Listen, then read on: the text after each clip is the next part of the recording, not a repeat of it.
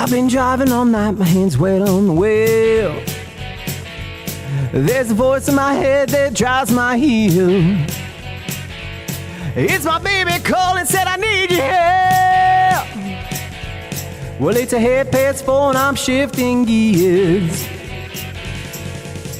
When she gets lonely and I'm longing gets too much, she sends a cable coming in from above.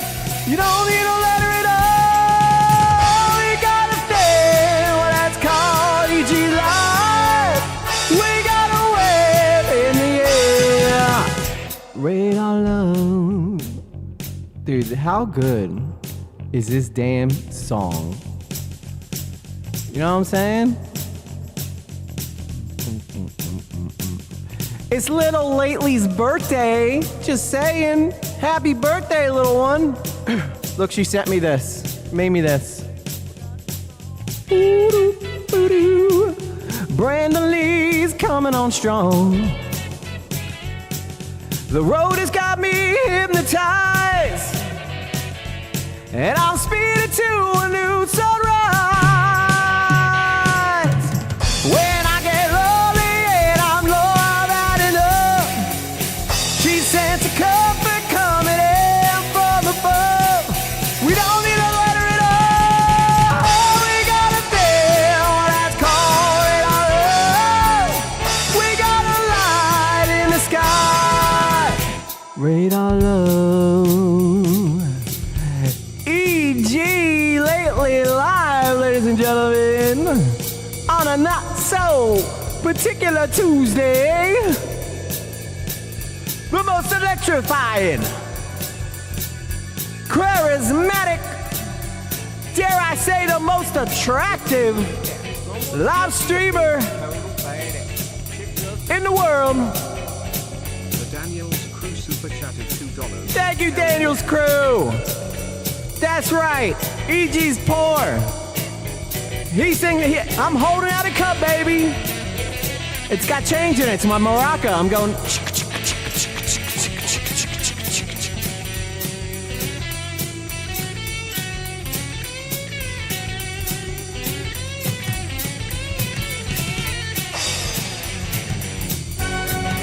The drumming for this is so complicated, but it's so good. And then it comes in with that one last big chorus.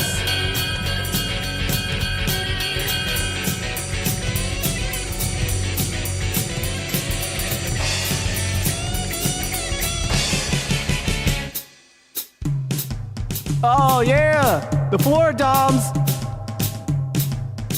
I'm playing the bongos like a monkey. What are we talking about? SuperMan. Fantastic Four. Who's gonna make more? I don't know. That's why we're gonna talk about it tonight. I don't know what I'm doing, guys. I'm doing a little crazy tonight. But that's a good thing. It's a great thing, actually. One more time. Ooh, like Ric Flair. Woo! The Nature Boy. No more speed, I'm almost there. I gotta keep cool now, I gotta take care. Last car to pass, here I go. And the line of cars goes down real slow. And the radio's playing my forgotten stream. I'm living in a fucking fever dream. And the newsman sang his same song. Oh, one more radar love is gone. When I get lonely and I'm sure I've had enough, you come to me 'cause my streaming is enough. We don't get no letters at all. We got a thing that's called radar love.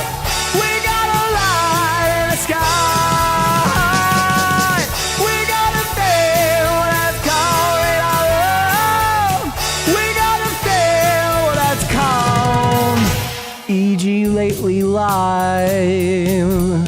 I gotta work on that one. We got an awesome show tonight, ladies and gentlemen. Don't go nowhere. We're just getting started. Woo!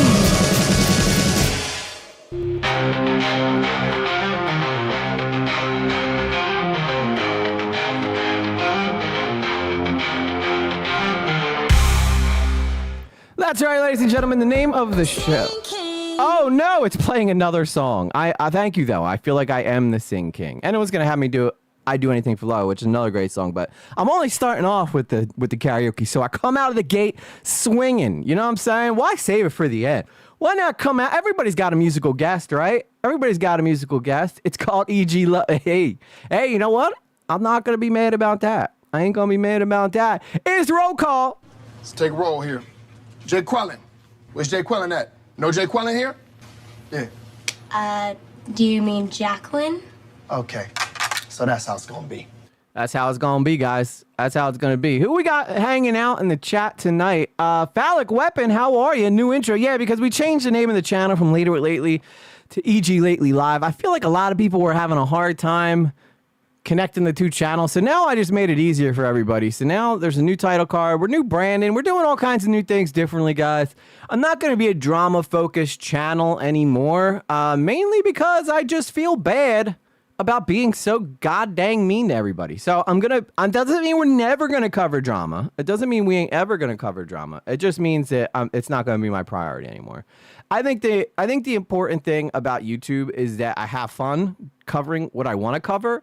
Or else it doesn't become fun anymore. You know, if I'm constantly, that doesn't mean I'm not going to cover what you guys want me to cover. Obviously, you guys are an important aspect to this, but I think it's important for me to just kind of have fun with this channel. And I think that it would be more interesting for people and more enjoyable for everybody, you and me, to just make this a good experience and a fun time. And I like talking about comic books. Like, I'm not gonna lie. I like talking about superheroes. I like talking about anime. I like talking about monster trucks. I don't know if we're ever gonna do streams about that though. But you know, on the main channel, I think that we're kind of turning the corner a little bit away from the drama stuff. And you know, take the Tommy C stuff for instance. I love that Tipster came on. I love that we had Lord Triton here hanging out. But I think that it's important that I you know, kind of have fun with this. Why not have fun? That's all I'm trying to say. Why can't we be friends? Why can't we be friends? If you're having fun, we can also have fun. That's right, Mr. T's Gold 2 Chains. You've been Mark here for class today. Rajajajira, I visited Modern Paul's live game stream. I wonder how that was. Is he behaving himself? I will smack a bitch if I got to. Not literally YouTube. YouTube. All right. I'm not going to attack anybody. All right. This is a good direction, EG. Thank you, E-Shift. Having a good time. You know, that's what I'm saying. Let's be honest too. Okay. How many drama streamers are there? There's a shit ton, right? And they're all doing better than me. And I don't even want to cover drama that much. So not only am I getting my butt kicked by the other drama streamers, but two, I don't even really, that's not even like where my heart is. So I feel like this is a good, you know, step in the right direction for me to enjoy myself a little bit, not take it so seriously. What's up, Timey Wimey? Timey Wimey's in the house. Mr. Who? It's called EG Love. ING says, damn. Daniel's Crew. Also, thank you, Daniel's Crew, for the $2 super chat. I want this for my ringtone. Yeah, well, I'm probably gonna, you know, I'm obviously gonna have to cut that stuff out because I get flagged out the butt for singing on live streams, which I don't understand why. Like, why YouTube? I'm the one performing it. I know I didn't write the song, but I'm the one performing it. So I don't know why I see JD Minaj. Hang on, JD. JD Minaj is in the house. It's good to see you. I see Timey Wimey again. I think I said Timey Wimey, but I'm just making sure I'm covering all my tracks, guys. Maya Draco Lizovsky, happy Tears Day. Thank you. Thursday is an important day, especially when it's a little Lately's birthday today, guys. So make sure you give a big shout out to little Lately. It's her birthday. I see Sarah Nonan Little. I'm lurking too and cooking dinner. That's right. Cook that dinner. I don't trust Joe Runnelly. I don't trust it. It's coming from Discord, and they want. I mean, it's coming from. It's coming from Twitch. I don't trust it. I don't trust it at all. But tonight we're going to be talking about Superman versus Fantastic Four, guys. The two biggest superhero movies coming out this year, at least this summer, that are going to be setting up into, at least for Fantastic Four, it's going to be setting up into Doomsday, which I think is going to be a banger of a... I think it's going to be... Whew, I'm exhausted. I came in a little too hot, as per usual. But I think that it's going to be... Both these movies are coming out around the same time, and a lot of people are talking about which movies are going to do better. So I thought it'd be fun tonight if we just kind of take a look at what's come out about Superman so far, which I think, by the way, I love James Gunn. I think he's going to do a great job. And then also, I got a cord hanging in front of the camera. What is wrong with me? What? This cord hanging in the dang front of the camera. Daniel's Crew, $10. Buy Little Lately at Starbucks for happy birthday from the Daniels. Thank you so much.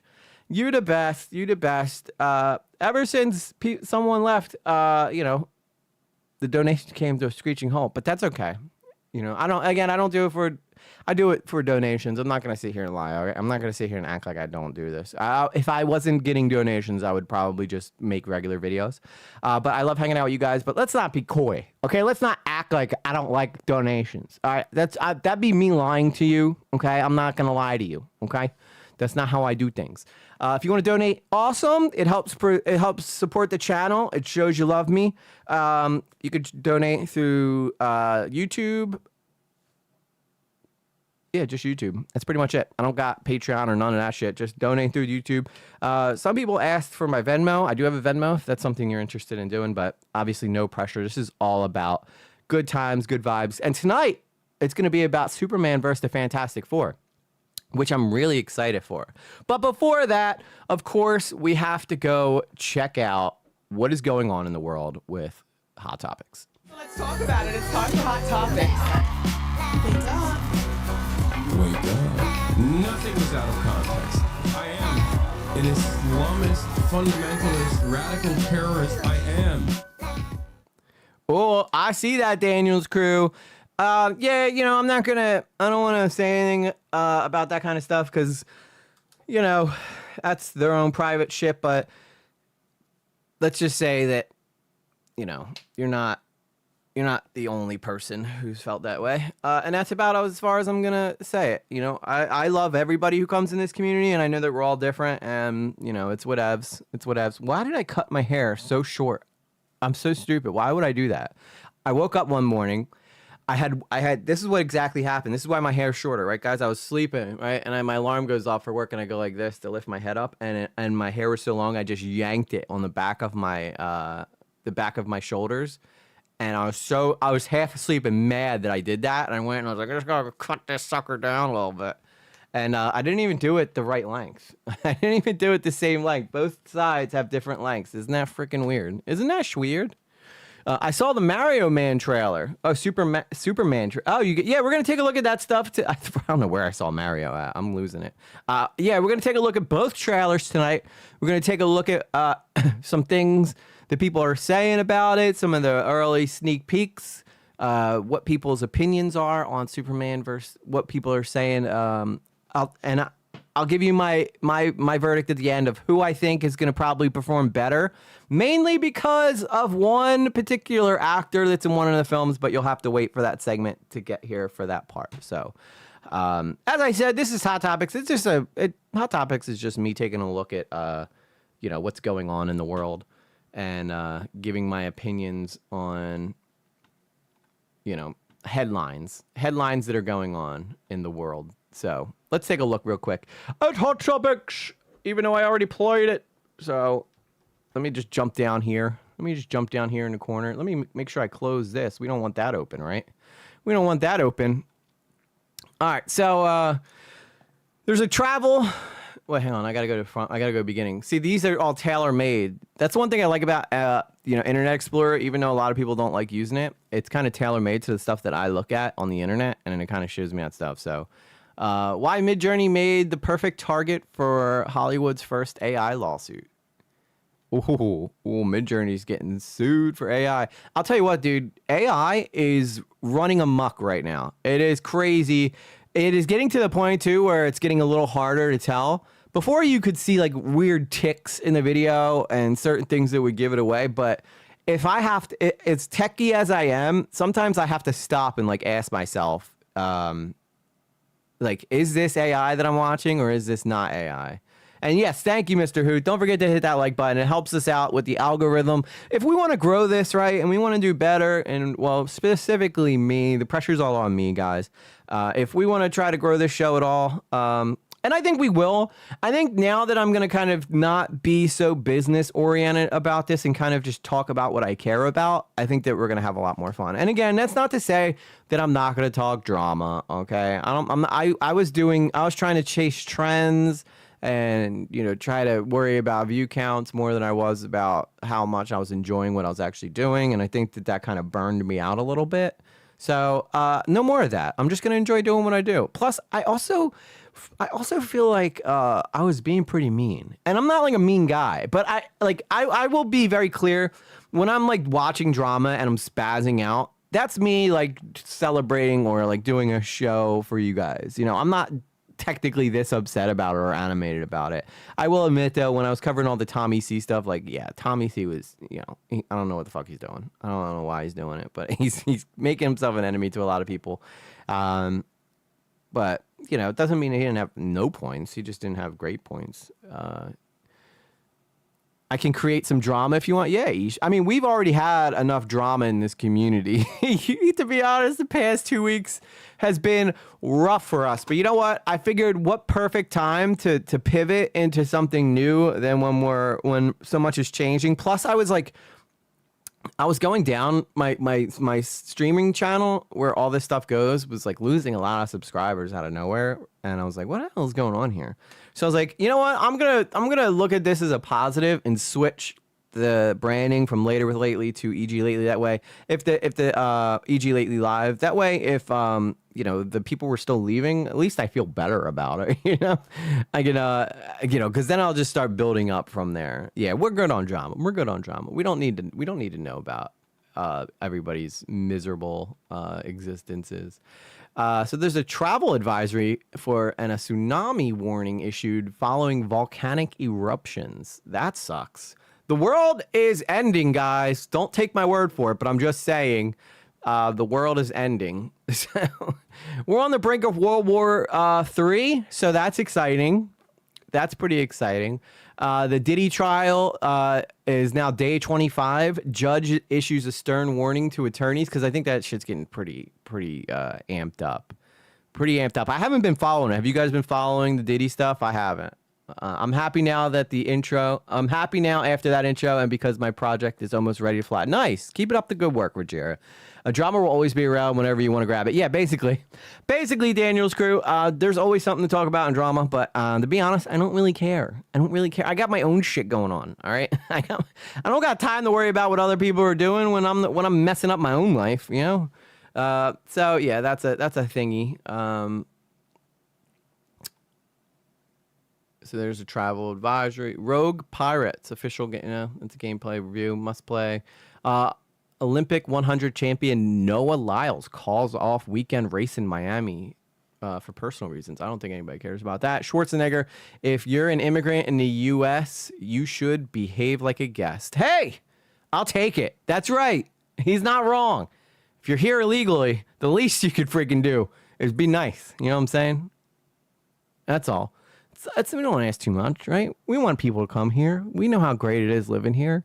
Unless you don't live here, in which case, do your thing, you know? Yeah, I am following the Diddy and Karen Reed. Yeah, okay. Yeah, I haven't been able to keep up with it, mainly because I'm either editing or I'm working. So, Caitlyn Jenner reveals Kylie and Kendall's reaction to the Israel trip. Ooh, that's going to get them in trouble. I had a guy at work today ask me, he goes, yo, do you ever talk about Israel-Palestine? And I said, I did one time. And the amount of hate I got for choosing what side I thought was more on the right, I'm never doing it again. Never doing it again. Because, you know, It's lame. Holy crap. Archaeologists discover evidence of Roanoke colonists. Whoa, get back here. No, Brad Pitt, I could care less. This is interesting. Archaeologists discover evidence of Roanoke colonists' fate after abandoning settlements. Did you guys remember the Roanoke stuff that happened, right? The Roanoke stuff? It's so the original colony, speaking of America, the colony that originally came here, we left to go. Hey, what's up, Fabiola? Good to see you. I hope the Dodgers aren't playing tonight, so you can hang out. So Roanoke was a colony where it's one of the first colonies in all of the U.S. history, right? This is before we even had states or anything like that. And they up and disappeared one day. And the only thing they left behind was like a word carved into a tree that said Croatoa, right? They made a whole entire American Horror Story based on this. So I'm interested to see what this is. It looks like it's just a video. Okay, well, let's watch it. Let's see what happened to them. Oh, I should probably put on the music here, or the sound here, huh? Let me do that. Indians, because throughout Okay, no music. 17th century, that's No the sound? 1600s. There we go. We find evidence of a European presence. So we find evidence of people wearing European clothes, chopping up bits of copper, for example, using European technologies, reworking. So this guy's talking about Tudor artifacts, the Roanoke wine glasses. thing. Oh no! They caught me with an ad. They caught me with an ad so quickly. Dang them. All right, I'm bored of it already. The Dodgers play at 7:10. Okay. But yeah, I'd be more interested in that, exploring that Roanoke stuff in the future, because I think that's interesting. Brad Pitt talks about getting behind the wheel in F1, the adrenaline he felt while filming. And bad guys too. Norman Reedus says his ballerina stunt scene required a lot of math. I don't know. I guess the ballerinas must be a movie he's in. All right. Anyway, that was Hot Topics. I hope you liked it. Oh, wait. There was one thing else I wanted to show you guys. There was another thing I wanted to show you guys. So this happened during, I guess, either yesterday or the day before. But Israel bombs F-14. I'm going to have to silence my notifications because that's annoying. I don't like that. I don't like that. And you know what? I don't want to hear it. I don't want to hear it. There we go. Okay. So I wonder if this is going to have the video. So you guys remember the movie Top Gun, right? The movie Top Gun. Well, the planes that they fly in that movie are called F-14 Tomcats, right? They don't fly them anymore anywhere else in the world because they were just too expensive to maintain. The only country that still flies them is Iran. So in a way, a lot of people who are huge F-14 Tomcat fans were always like stoked that there was still a couple in service because Iran used them. Well, needless to say, I don't think they're using them anymore because they just got dusted. They just got absolutely dusted this past couple days. So if you guys take a look at here on screen, this is the F-14 Tomcat. I'm a huge aviation fan, but these are probably some of the only few left in the world here, F-14s. We gifted them to Iran back in, I want to say, like the 80s, and they kept them up to date. Well, not up to date, but they kept them flyable since then. So this is a picture of probably the last couple F-14s ever in history being blown up, which kind of makes me, what's up, DSB? Kind of makes me feel some type of way because, like, on one hand, like, I love the F-14, right? I love the F-14 Tomcat. On the other hand, Iran's doing some shady shit. So this is the Israelis taking out the Iranian F-14s. Boom! Right through the top. That plane is dusted and gone. So that's about it. I was not interested in any other death or anything. I just wanted to watch the F-14s get destroyed.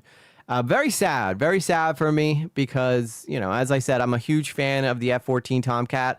I thought especially since if you grew up in the 80s and you watched Top Gun, like as religiously as most of us who grew up in the 90s watched Top Gun.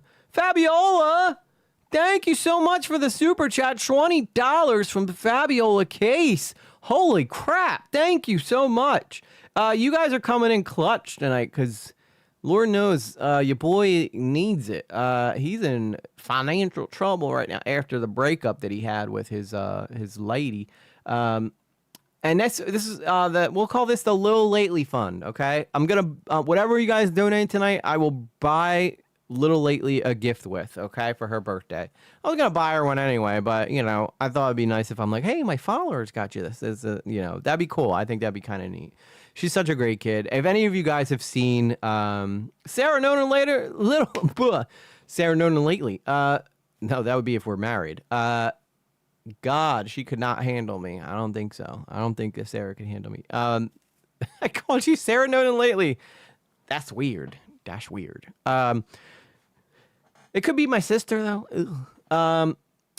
Become a member. Thank you for becoming a member, Sarah. I really appreciate you. Obviously, I haven't gotten the alerts figured out yet, so... Oh!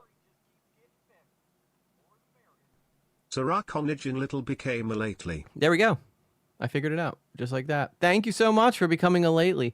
Hopefully you get back what I sent you for your wedding. Yes, I do have all the gifts that you guys... Well, I never got married, so... I never got married. So that's the thing. Your boy has never been married to anybody. He did propose at one point, but yeah, it's a complicated situation. I'm not going to get into my private life. As Anissa Joma says, this isn't your dumping ground. This isn't your emotional dumping ground, okay? I'm not going to emotionally dump on y'all. She is a lately, though. She is a lately, though. Just, she's the foul-mouthed, dirty lately who always takes it too far at the party. I won't leave my man. Sorry. Hey, I'm sorry. I'm not asking you to. I'm not asking you to.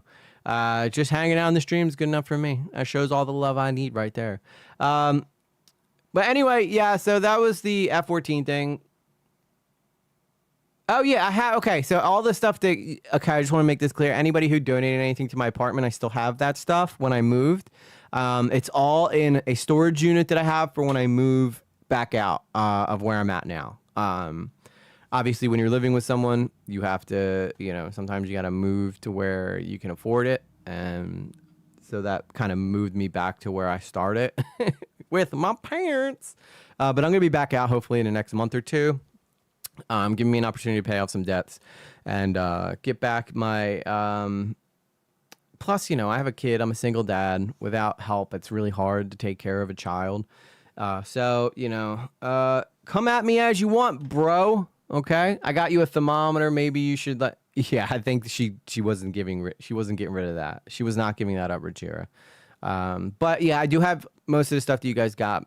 It's all in a storage unit, so you don't have to worry about that. You didn't donate it to the X or anything like that.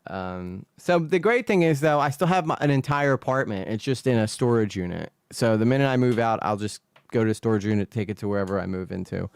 So yeah, so yes, good stuff. Unfortunately, life's hard now. Life's really hard. It's tough out here for everybody. That's why I know, like, just donating at all is like the most incredible thing ever, because you guys like I know how hard it is for me, and I know, so I can only imagine how hard it is for you guys, and I want you guys to realize just how much I appreciate it. Proves this message. Whoa.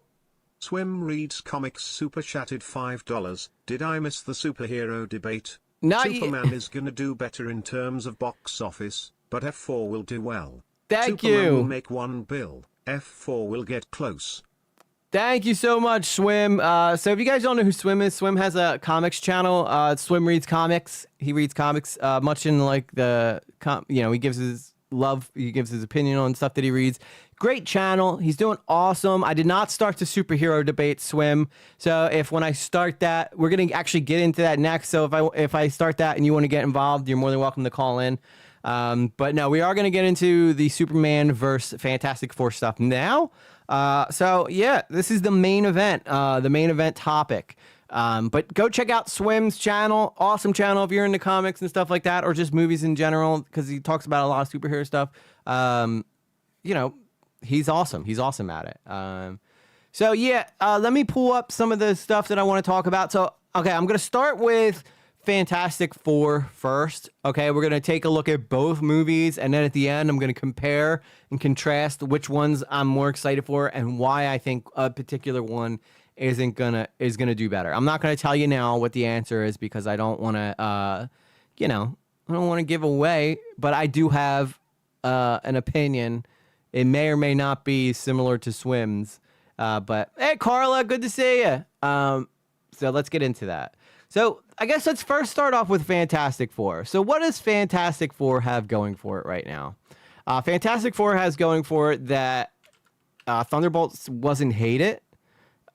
You know, it's like Marvel's first family. They've been around in comics for a long time. What do they have going against it? A lot. Okay.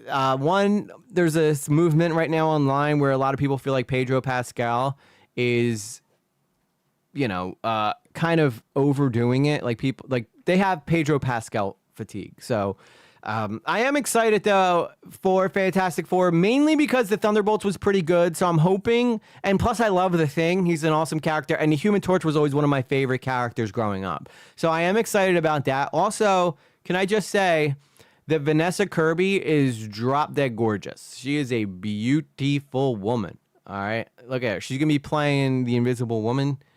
She's got a very pleasing face, very symmetrical.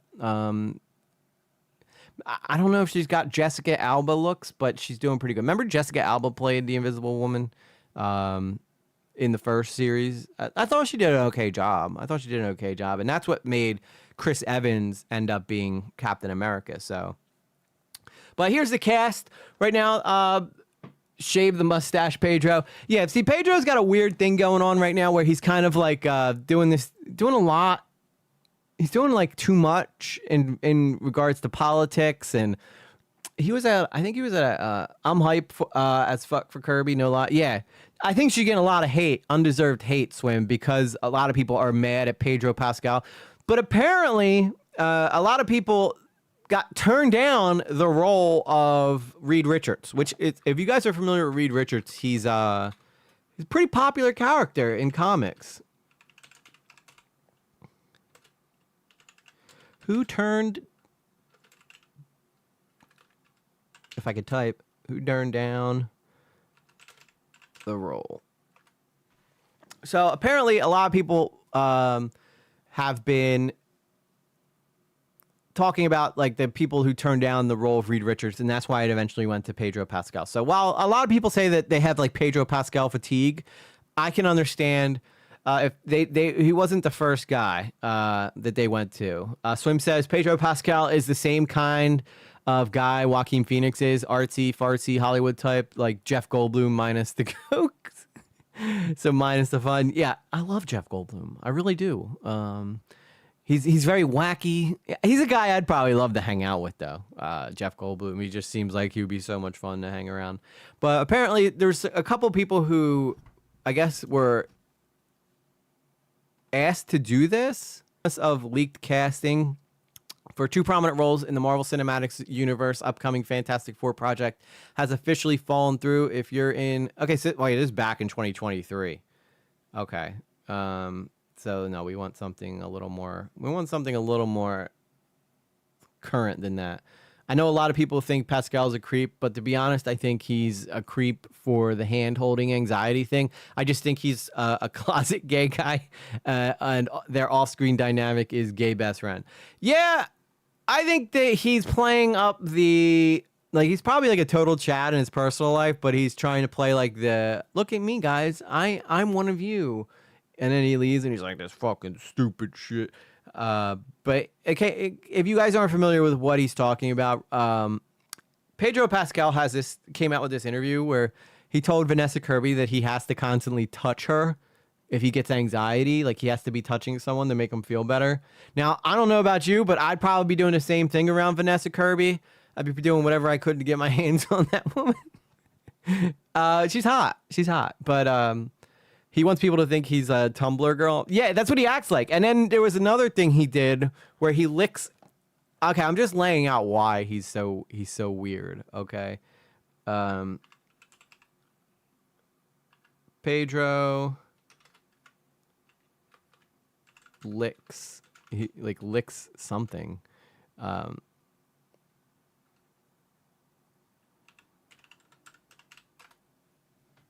Okay, I think this is it. Pretending to lick a rainbow pole.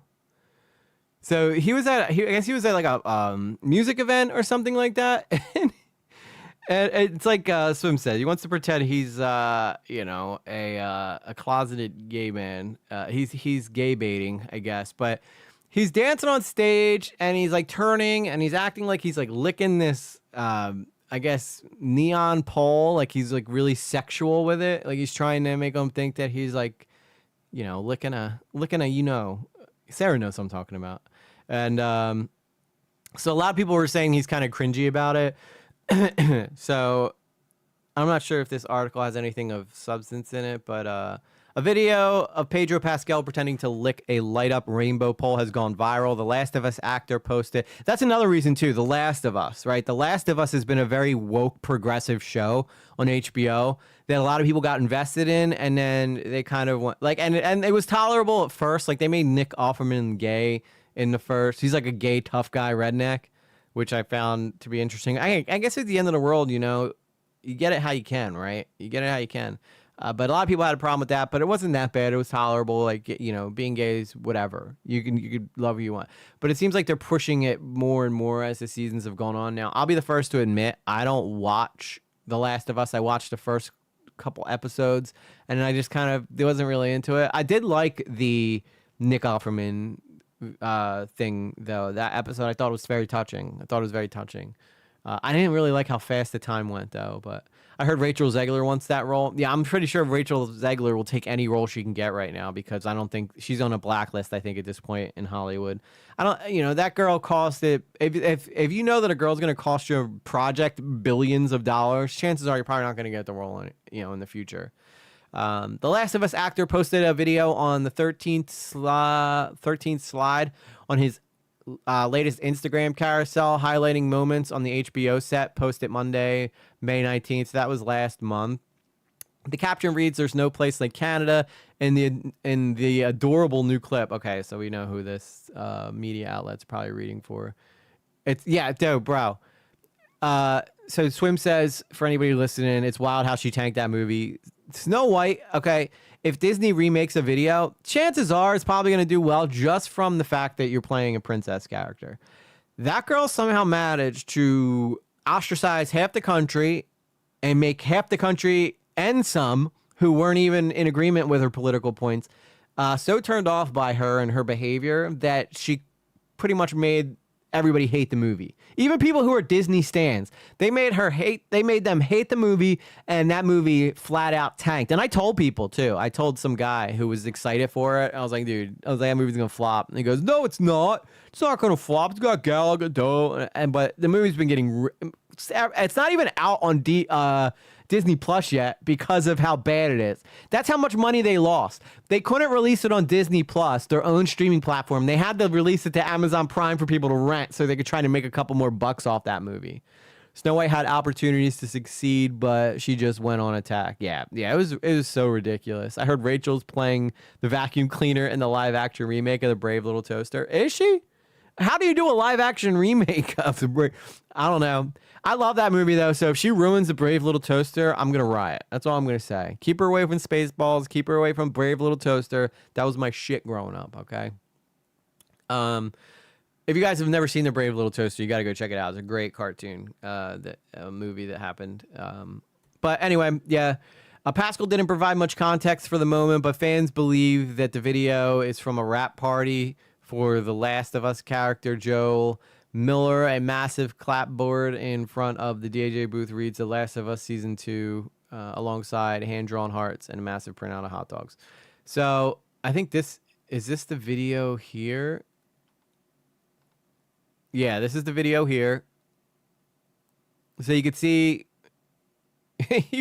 why people are thinking he's like kind of baiting baiting people to make them think he's gay. I don't know if he really is or not. There has been, well, what was that last move that he did? A lot of people cut this out. Okay, so maybe he's just having fun.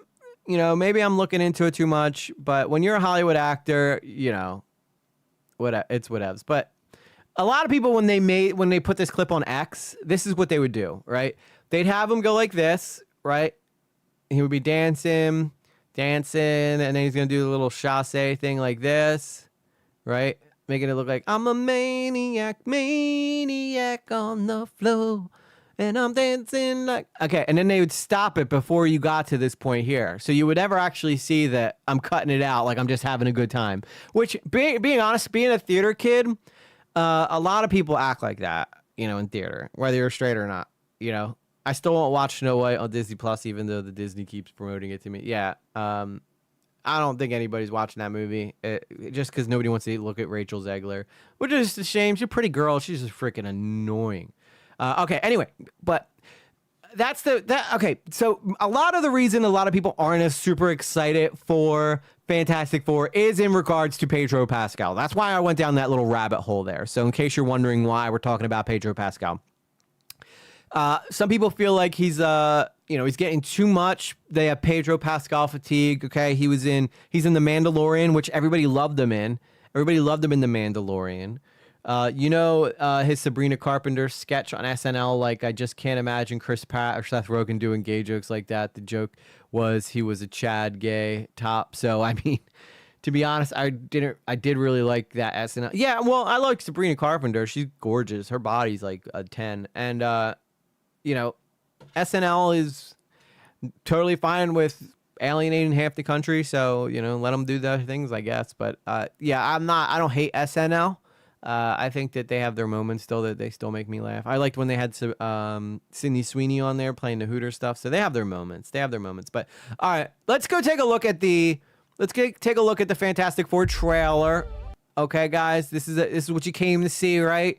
We want to take a look at this trailer and get our initial reactions. Family. It's about connecting to something bigger than yourself. Very Vin Diesel-esque right off the bat. I'm just going to play it and then we'll come back and we'll talk about it. Throws at us. We'll face it together. Johnny, now! As a family.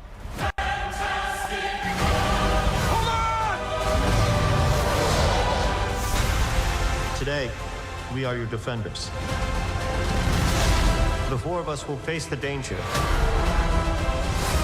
And we will protect you. Is this guy good?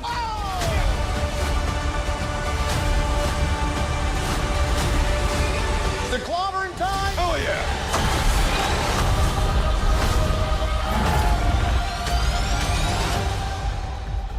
I finally knocked it off the list.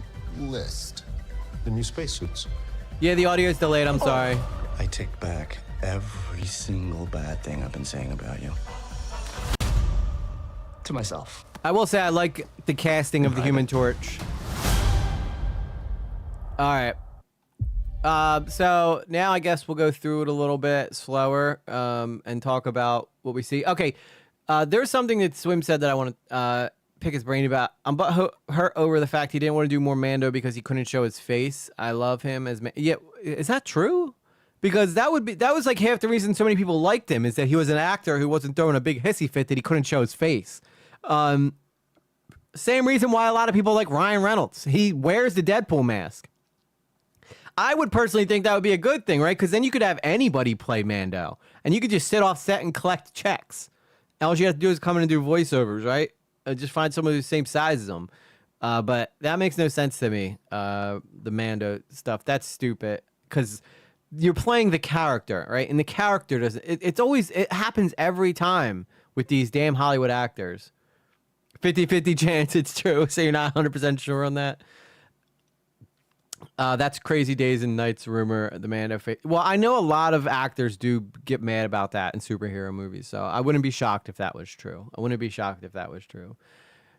It's a rumor run by a blog that's run by entertainment lords. I mean, it makes sense, right? Because you want to be, that's a popular show. You want to have your face on it, right? And especially if you're around actors who get FaceTime on that show. But it's not like Pedro Pascal's lacking any FaceTime. Everybody knows it's him, right? If anything, right, I think this would be good for you because then people are going to want to know who the actor who's playing Mando is, and they're going to go look you up, right? If you're just another guy showing your face, I don't think it's really going to help you at all, but... Anyway, all right, let's take a look here. So they're going to have a baby. They're going to have a baby, and this is Reed Richards' kid. I forget, what's the name of Reed Richards' kid, his first name? It's going to come to me, but he's uber powerful, uber powerful, like crazy powerful. I bet it's why Nice Pool's pretty. Yes. Yeah, probably, because it's like supposed to be him, I guess. And it was supposed to be making fun of that guy.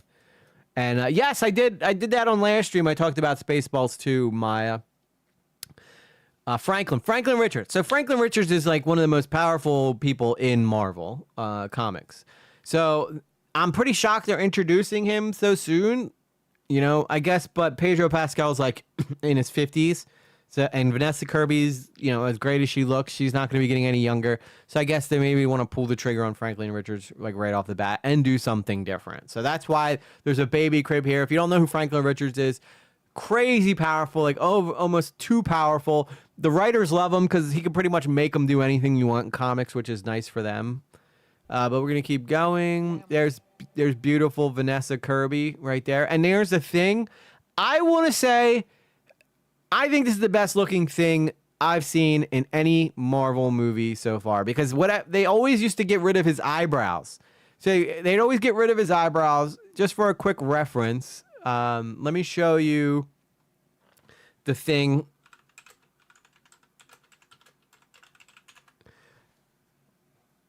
No,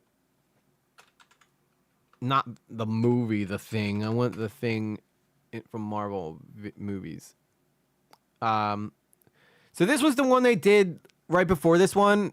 Really tiny eyebrows, but still, like, that's terrible. It looks shitty. Nothing comic accurate about it, other than the fact they tried to make it like more gritty. And you know this was the one that had Miles Teller as Reed Richards, and it failed miserably. Had Michael B. Jordan as the Human Torch. The theory I love is that the psychic link between Galactus and oh yeah, that's going to be interesting to see if that takes place. So Franklin Richards became Galactus because he was the biggest guy he ever saw. So he was just like, I want to be that guy, and then he just takes him and becomes Galactus. That's how powerful this kid is, though. He's pretty nuts, pretty nuts.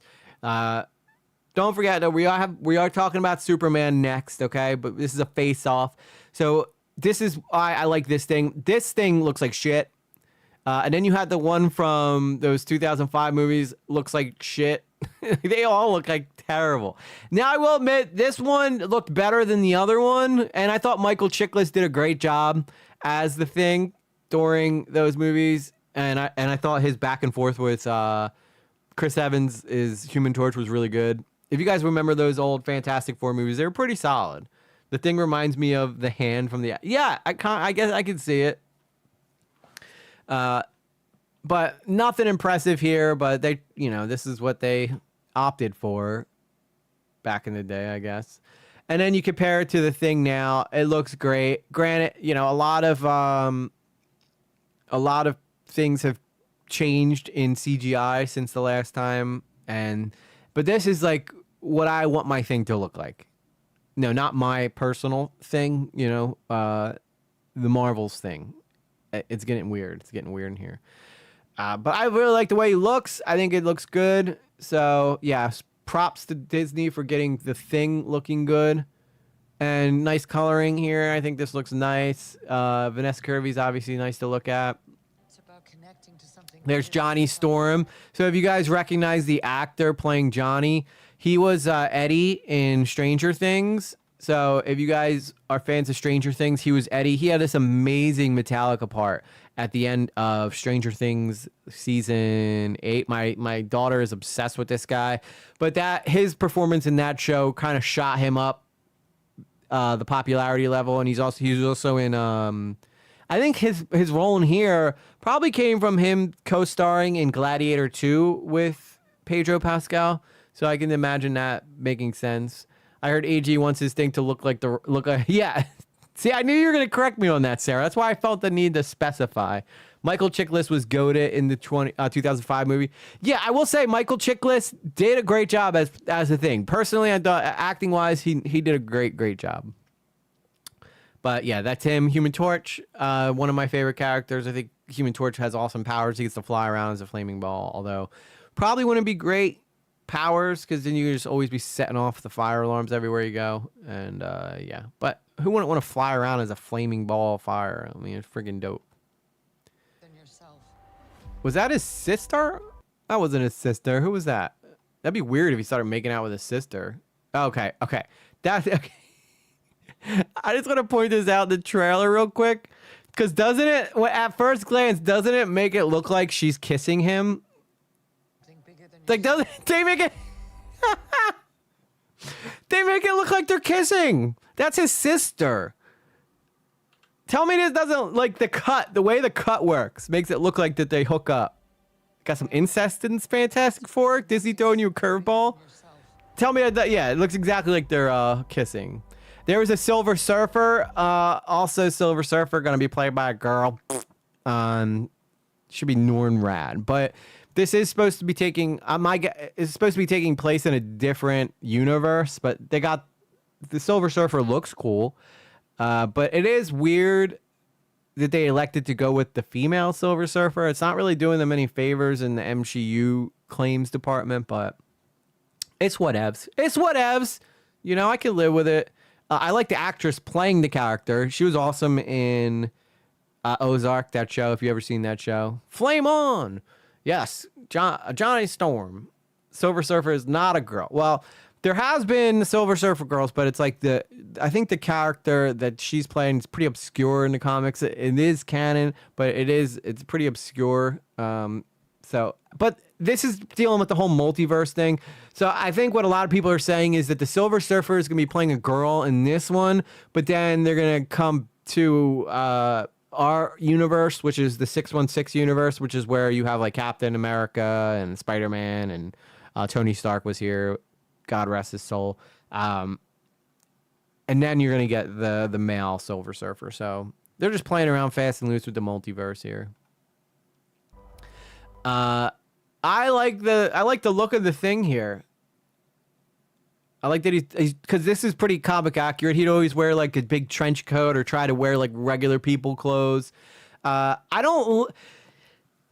kind of inconsistent to me a little bit, the sizing that they use for him, because I've seen him shorter than Reed Richards, but now he looks bigger than him here. Multiverse equals lazy way to cat. Yeah. And it's also like, we're going to make everybody happy. We'll make a girl version and then a boy version. But I guess if you look at string theory, that kind of is pretty accurate to how string theory views things. But I like the way he looks. That's actually my baby in Vanessa Kirby's belly. Surprise. Yeah, we've been having a thing. IRC, the surfer's name is Shala Ball. Yeah, Shala Ball, who's the comic surfer's love interest. The male one is Norn Rad. So Norn Rad in the MCU loses Shala, and Fantastic Four loses Norn. Okay, that makes sense. I knew she was in it. So it's just like a what if scenario. Multiverse cross servers, undead lovers find one another. They repeat WandaVision with two Silver Surfers. Okay. You're always welcome to call in too, Swim, if you want to chat about this stuff. Because I definitely want to start doing more stuff like this because I have way more fun talking about this shit than I do talking about drama. But this is, I will admit, the eeriness of this scene with it being dark is pretty cool because she's coming down, right? And they're probably somewhere here. And I want you to picture being a Fantastic Four and looking up and just seeing like T-1000 floating out of the sky towards you with a giant surfboard. Whatever life throws at us. That looks great. But it's a trailer. As a family. Fantastic Four! I gotta say, I'm excited for it. I don't know if it's gonna be any good, but the trailer gets me excited. Plus, like, I didn't even get to this part of the trailer yet. I'm gonna save it, but I'm pretty excited for one character specifically that's gonna be showing up. There's a Fantastic Car. Today, we are your defenders. They're like the Avengers for that world. We'll face the danger. And we will protect you. Is this guy good?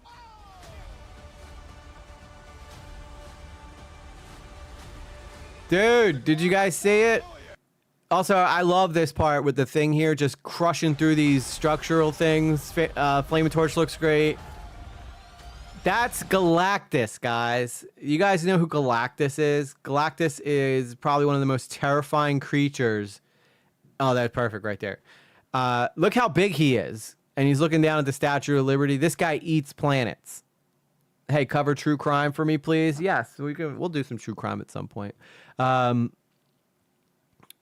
But yeah, this is pretty nuts, right? So Galactus, I'm so excited that they actually chose to do the weird looking with the comic accurate Galactus. I don't think they did it in the 2005 movies because, you know, they did Silver Surfer great in those movies, but they didn't do Galactus well. He was just a big cloud of angry dust that came and tried to swallow the earth, as opposed to this Galactus, which is comic accurate and pretty freaking big. I mean, look how big he is compared to the Statue of Liberty. I like that. I would really have had him like just overly big though. I probably would have had him like just absurdly big. Right now he's like Godzilla big, which is kind of kaiju, but that's pretty cool. It's pretty cool.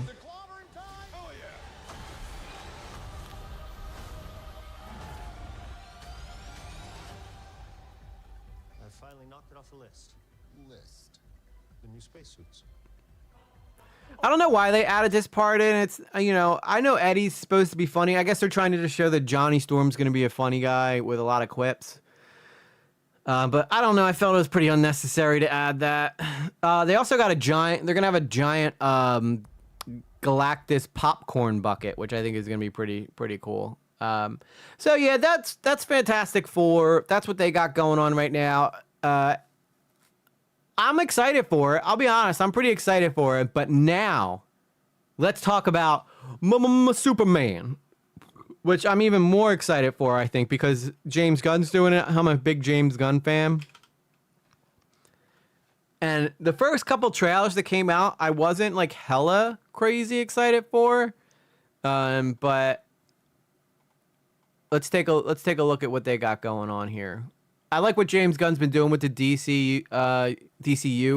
They got the cartoon shows that are intertwining with the other shows, Creature Commandos, which is actually a pretty good cartoon if you guys haven't seen it.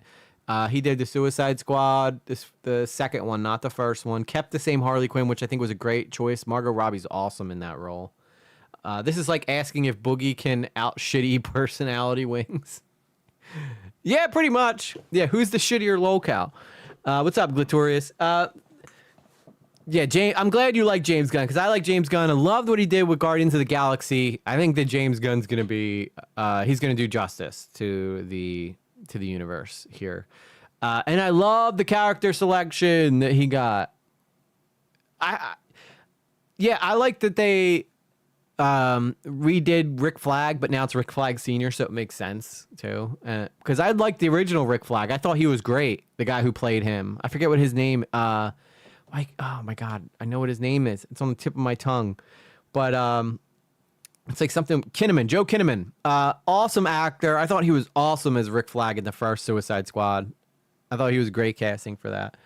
So, all right, let's take a look at Superman 2025. He'd probably say some shit like that. All right, so pretty excited for this, mainly because they have Mr. Terrific in it. They got Green Lantern, but not just any Green Lantern. They have they have one of the craziest Green Lanterns in this movie, and it's played by, you know, why am I blanking out on all these guys' names right now? But I love this guy. He was in he was in the second Suicide Squad as the Detachable Man, but he's awesome. Also, James Gunn puts him in a lot of his movies because, you know, he's just freaking awesome like that. I cannot remember his name for some reason. Let's take a look at the cast though for Superman, so that I can actually get these people's names here. I'm sure Swim knows all these guys' names. As soon as I see it, I'm gonna hate myself.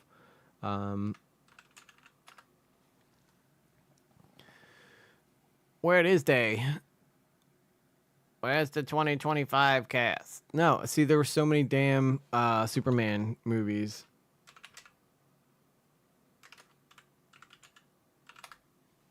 Here we go. So David Cornsweet is going to be Superman. Pretty much an unnamed guy. I haven't seen a lot of stuff that he's been in. I think that he's pretty good. What's up, All the World's a Stage? I think if you like Fantastic Four, you will be good, but Superman will do better. Thank you. I think, yeah, I haven't given my final result yet on that, but I'm going to tell you guys at the end who I think is going to do better and why. David Cornsweet, I think he looks the part, right? I think he looks the part. Oh my God, Rachel Brosnahan. Oh, she is drop dead gorgeous. She was awesome in Marvelous Mrs. Maisel, and she got some marvelous milkers on her. Yeah, so when I kept saying she's the one who should be saying eyes up here, this is why she got some, yeah. I'd happily goon to her. I'm not gonna lie about it. It happens. But I think the sexiest Lois Lane ever cast it, point blank, period. She's drop dead gorgeous. I don't know, what can I say? I'm a sucker for brunettes, I guess. Power creep is silly. Power scaling is stupid. The author decides who wins and loses, gives the underdog a MacGuffin or the situation to get the upper hand if needed. To beat anyone. Yeah, I noticed that that's the one thing that's nice about being a comic book writer. You can just write in whatever you want to make it work. What's up, Tate Shigasha? Marvel always does better than DC. Typically, I would agree with that, Tate, but stick around. I haven't given my final verdict yet on who I think is going to do better. Right now, we're going over the Superman. We already went over Fantastic Four, but Fantastic Four looks good. The trailer looks good, but they also... And, both women are gorgeous in these movies, but I got to give it to Rachel Brosnahan. I think that she's just next level hottie. And then we have Nicholas Hoult, who I think is an incredible actor, by the way. He also plays Beast. He's going to be, I think he's going to be, he was Beast in X-Men First Class. I thought he did a great job in that role as well. I saw him in this movie called, I forget what the movie's called, but he was like a guy who went to this place and he brings a date with him and then the guy ends up like killing people there for some reason, but it was a really good movie. If I can't remember what it's called, had the guy who played He Who Should Not Be Named from Harry Potter. Fun fact, Superman lost his virginity to a mermaid. Is that true? I would not be shocked. DC does some weird shit like that. So but yeah, so Skylar Gisondo is Jimmy Olsen. Nathan Fillion, thank you. That's who Guy Gardner is. Couldn't remember what the hell his name was for some reason. I'm spacing out. Frank Grillo's Rick Flag. That goes into a Creature Commando connection. Obviously, Sean Gunn's in it because James Gunn puts a lot of his buddies in it. Or his family in it. But I'm excited. I think the cast looks great. Now, here's where this movie, I think, is going to excel. One, it's not your typical DC movie where DC's always made this mistake of constantly redoing these movies as, origin stories, which I think is a fail. But it wasn't until they finally started doing team-ups that were good. And I think it's great that he's doing Green Lantern. I'm sure James Gunn went in and goes, if I'm going to do this, you guys are, I have to be in charge of everything. Yeah, the mermaid thing is 1,000% true. Not even a troll fact. It's actually real canon. I wouldn't be shocked. Did Superman sleep with Lois at one point too? Or, I mean, Batman sleep with Lois during a random comic or a random anime or cartoon or something like that. But yeah, so I think the cast looks good. So if you guys don't know who Guy Gardner is, Guy Gardner's an interesting Green Lantern. The story behind Guy Gardner is that if you're familiar with the original Green Lantern, Hal Jordan, when the Ring chose who the ring was going to go to, it could have went to either Guy Gardner because he's a fearless guy, even though he's a little bit more egotistical than Hal. Although Hal's kind of egotistical too, but Hal just happened to be closer, so the Green Lantern ring went to him instead. But eventually Guy Gardner gets his own ring anyway. His evolution through the comics has been interesting because he went from being kind of a Hal Jordan-esque type figure to being kind of more of a just a straight douche, which I think is pretty cool. Do I get credit for listening? Yes, Valerie, of course you do. But there's also Mr. Terrific, not to be confused with Mr. T's Two Gold Chains, who's also terrific. But I'm excited to see Guy Gardner. I think that this is a perfect role for Nathan Fillion because he plays a douche pretty well. So let me just show you guys who Guy Gardner is. I could just stare at Rachel Brosnahan all day, so I'm not going to do that. Because then this will just turn into me simping for her. I proudly simp for Rachel Brosnahan. I'm just saying it, you know. She might be up there with Sydney Sweeney, in my opinion. That's how hot she is. So this is Guy Gardner. See, he got the bowl cut. He did his own kind of thing with the Green Lantern outfit because these guys can spawn their own outfits. And I thought the leather jacket was kind of cool. It's totally James Gunn of him though to do the bowl cut version of him and not like the Chad looking version of him. But this guy's pretty nuts though. But pretty dope. I'm so excited for Green Lanterns to be coming in. Like I guess this must have been a fan made one. But they also are doing a Green Lantern show, which I'm excited for as well. Coming out of lurk mode to say Nathan is a perfect Guy Gardner. Thank you, Janie. I think so too. I think he's gonna be awesome. If you take a look at him here, like he just and these guys, this is like later down the road. So these guys have been Green Lanterns for a while at this point. That's the only way I think you can really justify them being in their 50s. Because if you guys know who the guy who's playing Hal Jordan is, he's also up there in age. And then they're also going to have John Stewart Green Lantern as well. So there's going to be a whole Green Lantern show, which it's going to be like Space Detectives or something like that, which I think is pretty cool. I'm a big fan of Green Lanterns. Guy Gardner is really fun. I don't think he's as good as the other Green Lantern who always spawns the mechs and shit. Kyle Rayner. Yeah. See, I know my stuff. it takes a second for my brain to get moving. But I think Kyle Rayner getting involved would be awesome because he does like a lot of Gundam Wing type stuff. Like when you look at Hal Jordan, when he spawns his ring, he'll spawn like a big fist to punch you in the face or like a sword or something like that. But that's not what Kyle Rayner does. He'll spawn with his ring like giant, Pacific Rim type creatures that will fight you. Kyle does the max, which I always made me love Kyle Rayner. And Kyle Rayner actually stopped Hal Jordan when Hal Jordan became a bad guy. So I thought that was pretty cool too. But yeah, lots of cool stuff here going on in this film. Again, I have a lot of faith in James Gunn. I think he knows how to make a really good film. He knows what people want. Just like, I don't think he knows what people want as well as Ryan Reynolds does. Because if you go back and watch Deadpool versus Wolverine, that movie is like all fan service. He knew exactly what people wanted in that movie and gave it to them, which I thought was really, really cool. So it'll be interesting to see how strong they end up making Superman. The problem with Superman is that once you've seen one Superman, you've kind of seen them all because it's not, there's not like a new set of powers for him or anything. So what's going to separate this one from the other ones is how well of a story do they tell. That's what I think did so good with Man of Steel, is that Man of Steel really did a great job at telling a compelling story with Clark and, having the guys come and and I know it gets a lot of hate too, but I want to say that Ezra Miller's Flash movie wasn't that bad, mainly because of the fact, spoiler alert here, they lose in the end, which I thought was cool. I've never seen that in a movie before where there's not a happy ending. And no matter how many times they try to fight a battle, even though he only tried twice and then gave up, if you have that much unlimited time, maybe it would be worth trying to at least 10 or 15 times before you give up. But Deadpool vs. Wolverine is also practice Secret Wars, which I think is super interesting. That makes a lot of sense because they use a lot of character. They use Blade, which, by the way, can I just tell you guys again? If you guys seen my Riri Williams video, I wish that Blade was still happening. Blade is such a great character. Blade deserves better. Blade deserves more time.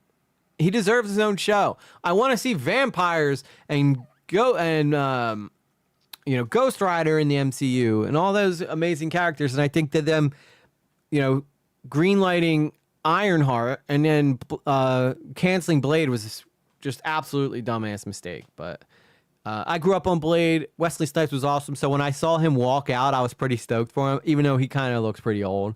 He looks great shape for his age, but he's still old. He can't fight like he used to. Like Wesley Snipes was a pretty talented martial artist. So obviously he did a really, really great job playing the character Blade. That's Ryan Reynolds kind of broke into the action genre through the Blade 3. I think it was called Blade Trinity. And Ryan Reynolds actually did a really good job in that movie. So if you guys want to see early Ryan Reynolds, check this out, okay? I want to show you guys the Blade Trinity and it had Jessica Biel in it too, who was pretty hot. So this was like early Ryan Reynolds. This is why he put Blade in the movie, because I think that he realizes that no, you're never too old. I agree. You're never too old. Blade is canceled again 3 or 4 times. It's BCS of the. It's because the actor Midnight Suns has Blade, e.g. That's why they canceled the movie.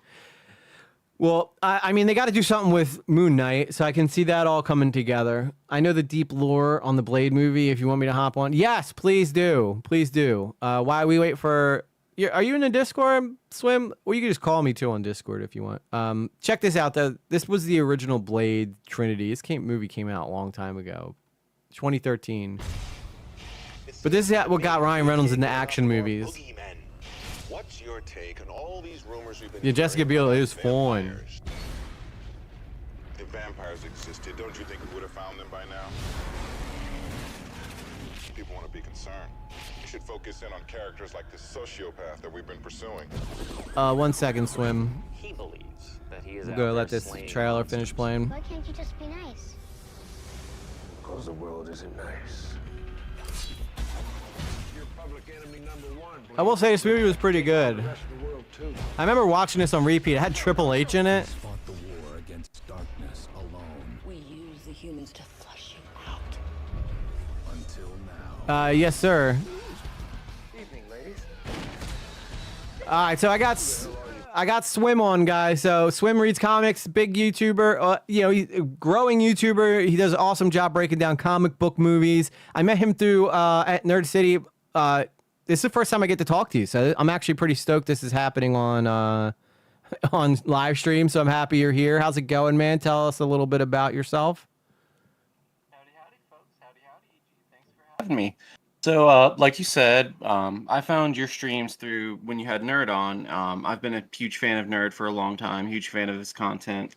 But I make videos about comic books, and one of the things that interests me is like kind of the meta game, or the game theory, the game underneath the game of comic books, and kind of getting to that and why things are the way they are and how things work. And one of the things I say is that you can kind of figure out what's coming next if you look at like the action figures that are coming out, or some weird obscure character that hasn't been brought up in like 15 or 20 years, and now all of a sudden they're in like every book.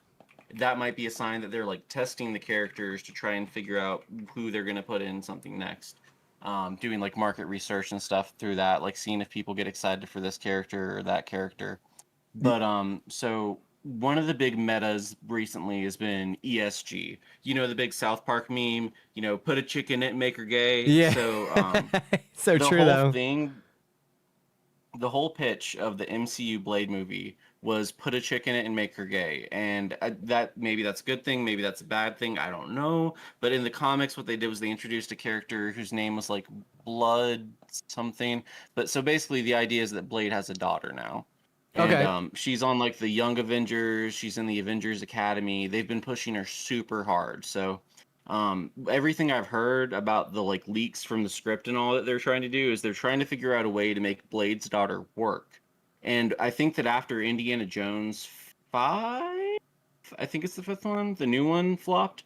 The whole thing with that was, put a chick in it and make her gay, with Indiana Jones and all. They never so learned. Basically, they're like, it didn't work with Indiana Jones. It's probably not going to work with Blade. And Blade also has like a much more like mature demographic with that.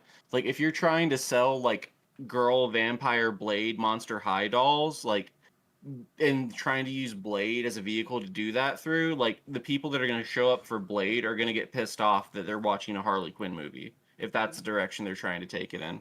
So I think that another thing is that Trump is kind of rolling back ESG and DEI and basically saying like, hey, I might actually consider it discrimination if you do utilize those programs. So because of that, a lot of Hollywood and a lot of industries in general are getting like scared to openly embrace those ideas and stuff. So there's sort of like a soft rollback on everything they've been doing with the ESG DEI stuff, and Blade is a huge part of that. So I think that what they're doing, they canceled it again. They built an entire set that's like a underground subway thing that like they could run a train through and shit, and like the set was already built. They were already working on CGI and all this other stuff, and like it's been a nightmare production hell for that thing. I just don't understand why they keep Ironheart but then cancel Blade. Because I love the guy they casted for him too, Mahershala Ali. I thought he's a perfect character for him. But then it's almost like they made the announcement that they canceled the movie in the Deadpool movie, which I thought was kind of poor taste. Because then you're taking a shot at the actor who, really kind of, it's not his fault. He probably wanted to do the role, but. The funny thing is, he did get like a little cameo appearance in like the very last episode of What If, because they go through like, these are all the other alternate universes out there, and you see a version of Blade that's combined with Moon Knight, and like that's literally the only fucking version of Marshala. I don't know how to say his name. I'm sorry. Yeah, Marshala Ali. Yeah, Marshala Ali. That's like the only image of him as Blade that's like out there, like in the MCU canon. So it's like technically he has been in something, but only as like one transparent PNG of him. Well, don't forget he had that one line at the end of Eternals. Oh, you're so right. Like they're ever gonna follow up on that. I know. I did hear a rumor that they're gonna do an Eternals and Miss Marvel animated series, but that was also one of those rumors. Like sometimes people will say shit just to say shit. Like every other week you hear, oh, they're doing a Scarlet Witch thing, they're doing a Scarlet, or they're doing Agatha Long season 2, and they never actually are. Like they're doing Vision Quest, and there are rumors that they're going to do a second season of Agatha all along. But I think the stopgap with all of the WandaVision stuff is that Elizabeth Olsen wants too much money. Yeah, she's been in the MCU for so long that she probably can get it. But yeah, she deserves it by all means. But Marvel doesn't want to pay it. They're like, oh shit, well we're already giving like fucking Robert Downey Jr. 2 fucking truckloads of money already. Yeah, he carries a lot more oomph than she does. Let's be honest. Plus I love when he came out and he said, new mask, same task, like save the MCU, which is exactly what he did with Iron Man and. It'll be interesting to see. To say it, but the new mask, same task. Like I hated that tagline so much. Why did you dislike it? I just feel like so there's a lot of criticism off the bat that I think that some of it's warranted, some of it's not. A lot of people think that he's just going to come in and he's going to do Iron Man but evil, which would not be the move. That's not the move that they should do. And a lot of people are saying like, oh, it should have been a Romani actor that should be doing, which like, maybe, I don't know. I'm not going to get into that one.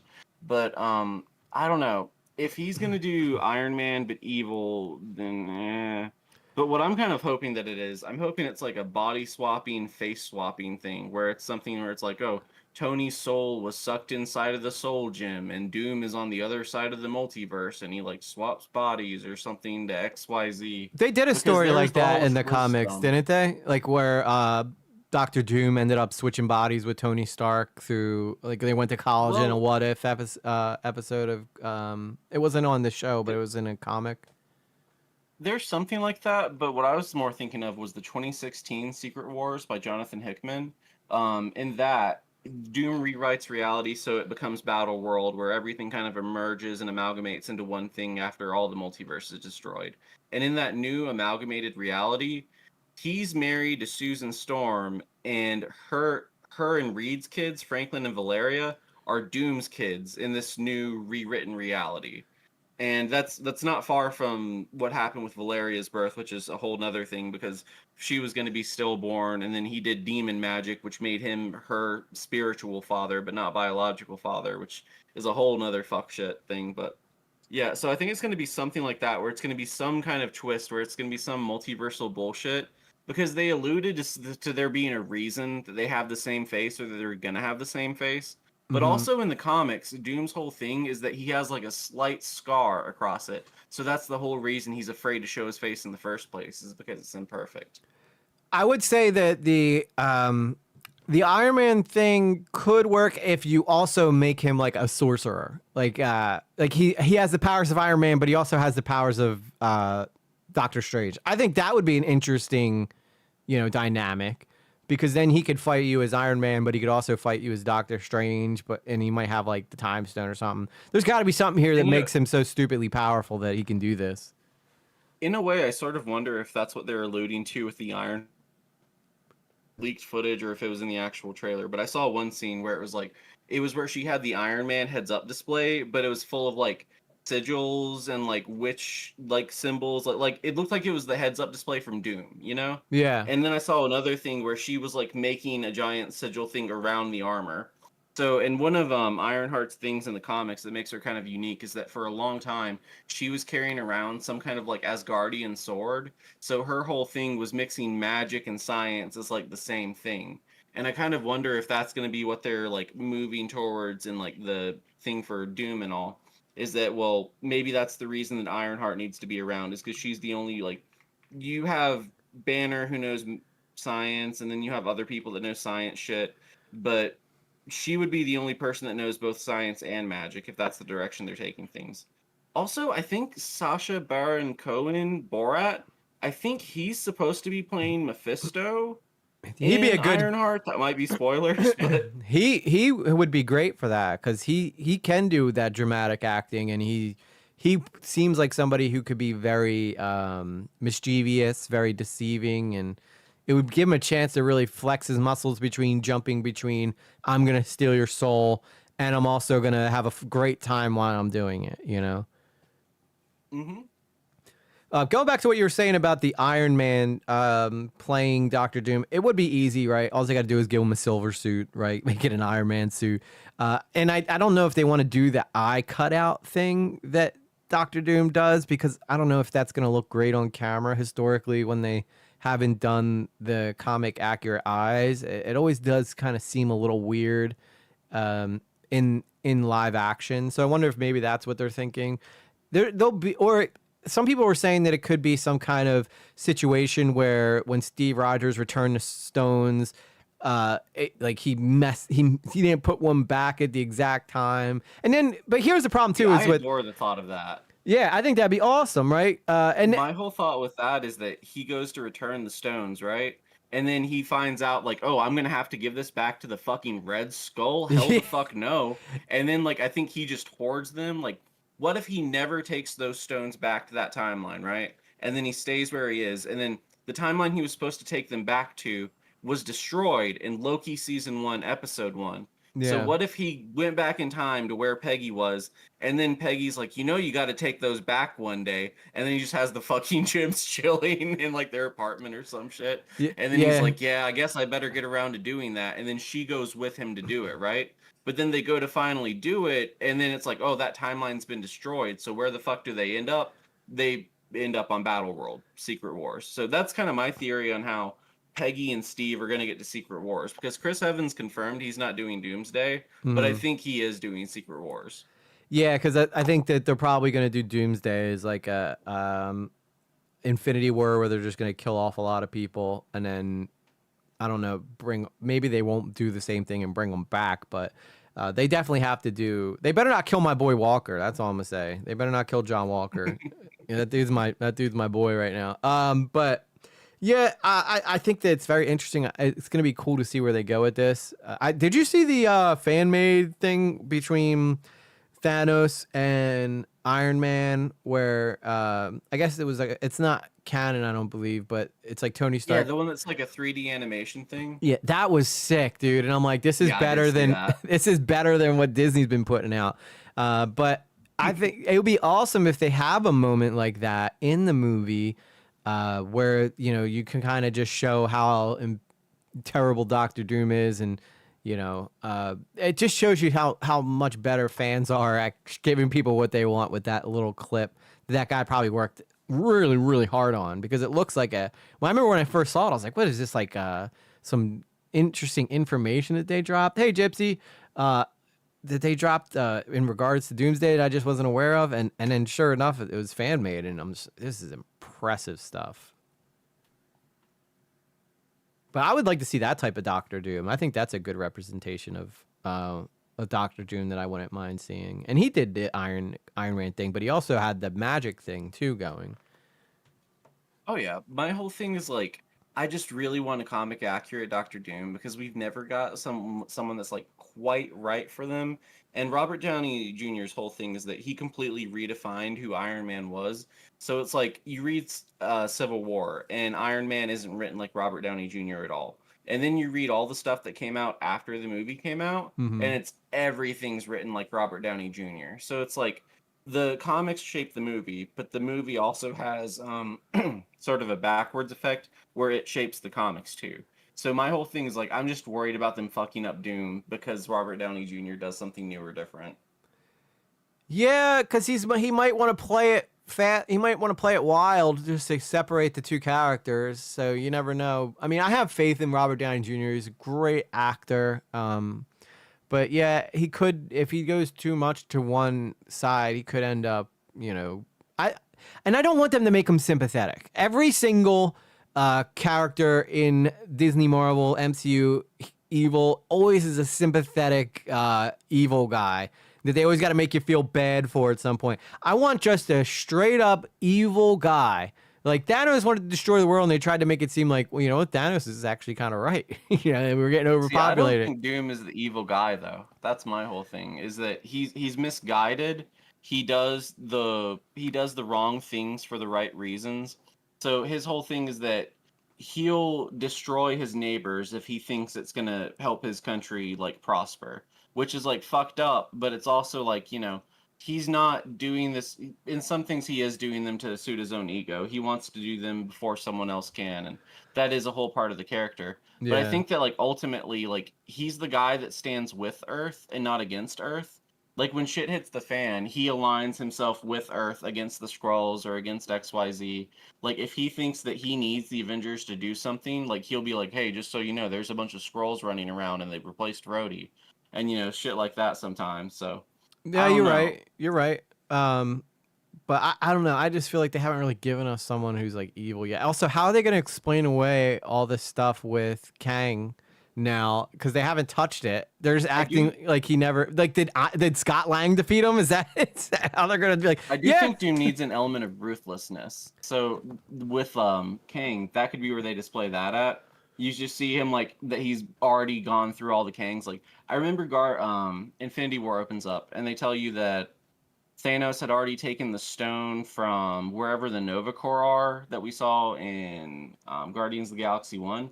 So it just sort of skipped ahead a little bit. So I wouldn't be surprised if Doomsday opens up and we just see all the like Kangs on the ground and we don't see any of their faces. We just see their armor and shit and like smoke coming through them. And then we just see the one green robe and like Doom goes through a TVA portal after that or some shit. Mm-hmm.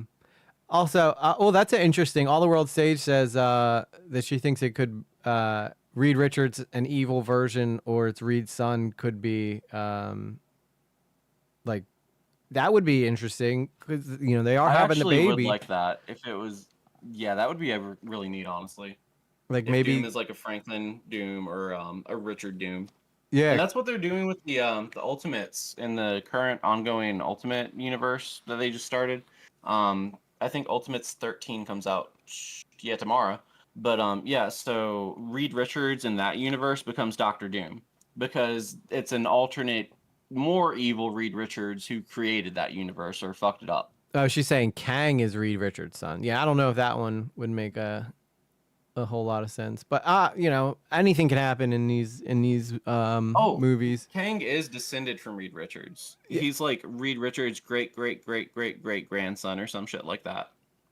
Yeah, I'm familiar with that that aspect of the comics. I would just hate that for the because I think it would be a lot cooler if it was like Tony Stark's Doom or something. But at the same time, like Disney's been waiting forever to get Doom. That's why I'm pretty sure they bought the whole rights to the X-Men just so they could have another big bad because they're running out of bad guys. Because Spider-Man has all like Sony has all the fun villains that they can make movies with.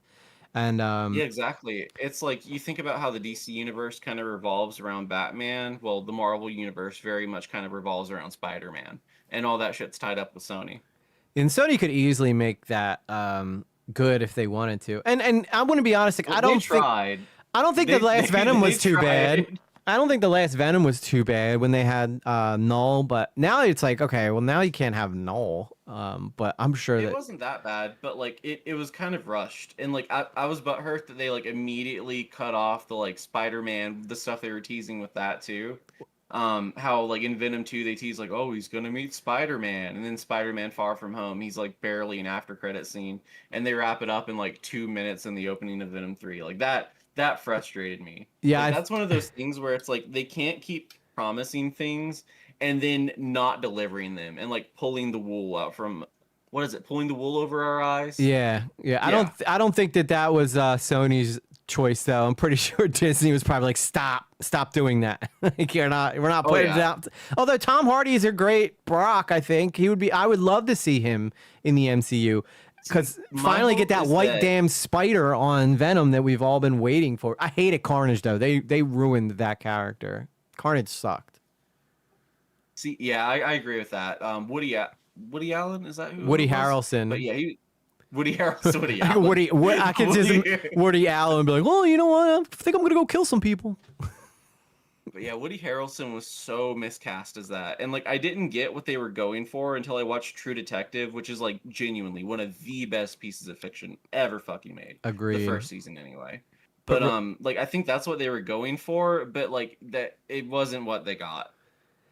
Yeah, I think he could have done a great job with it if he went just over the top with it. But yeah, I don't know. It made no sense. Like, just so happens They do still have.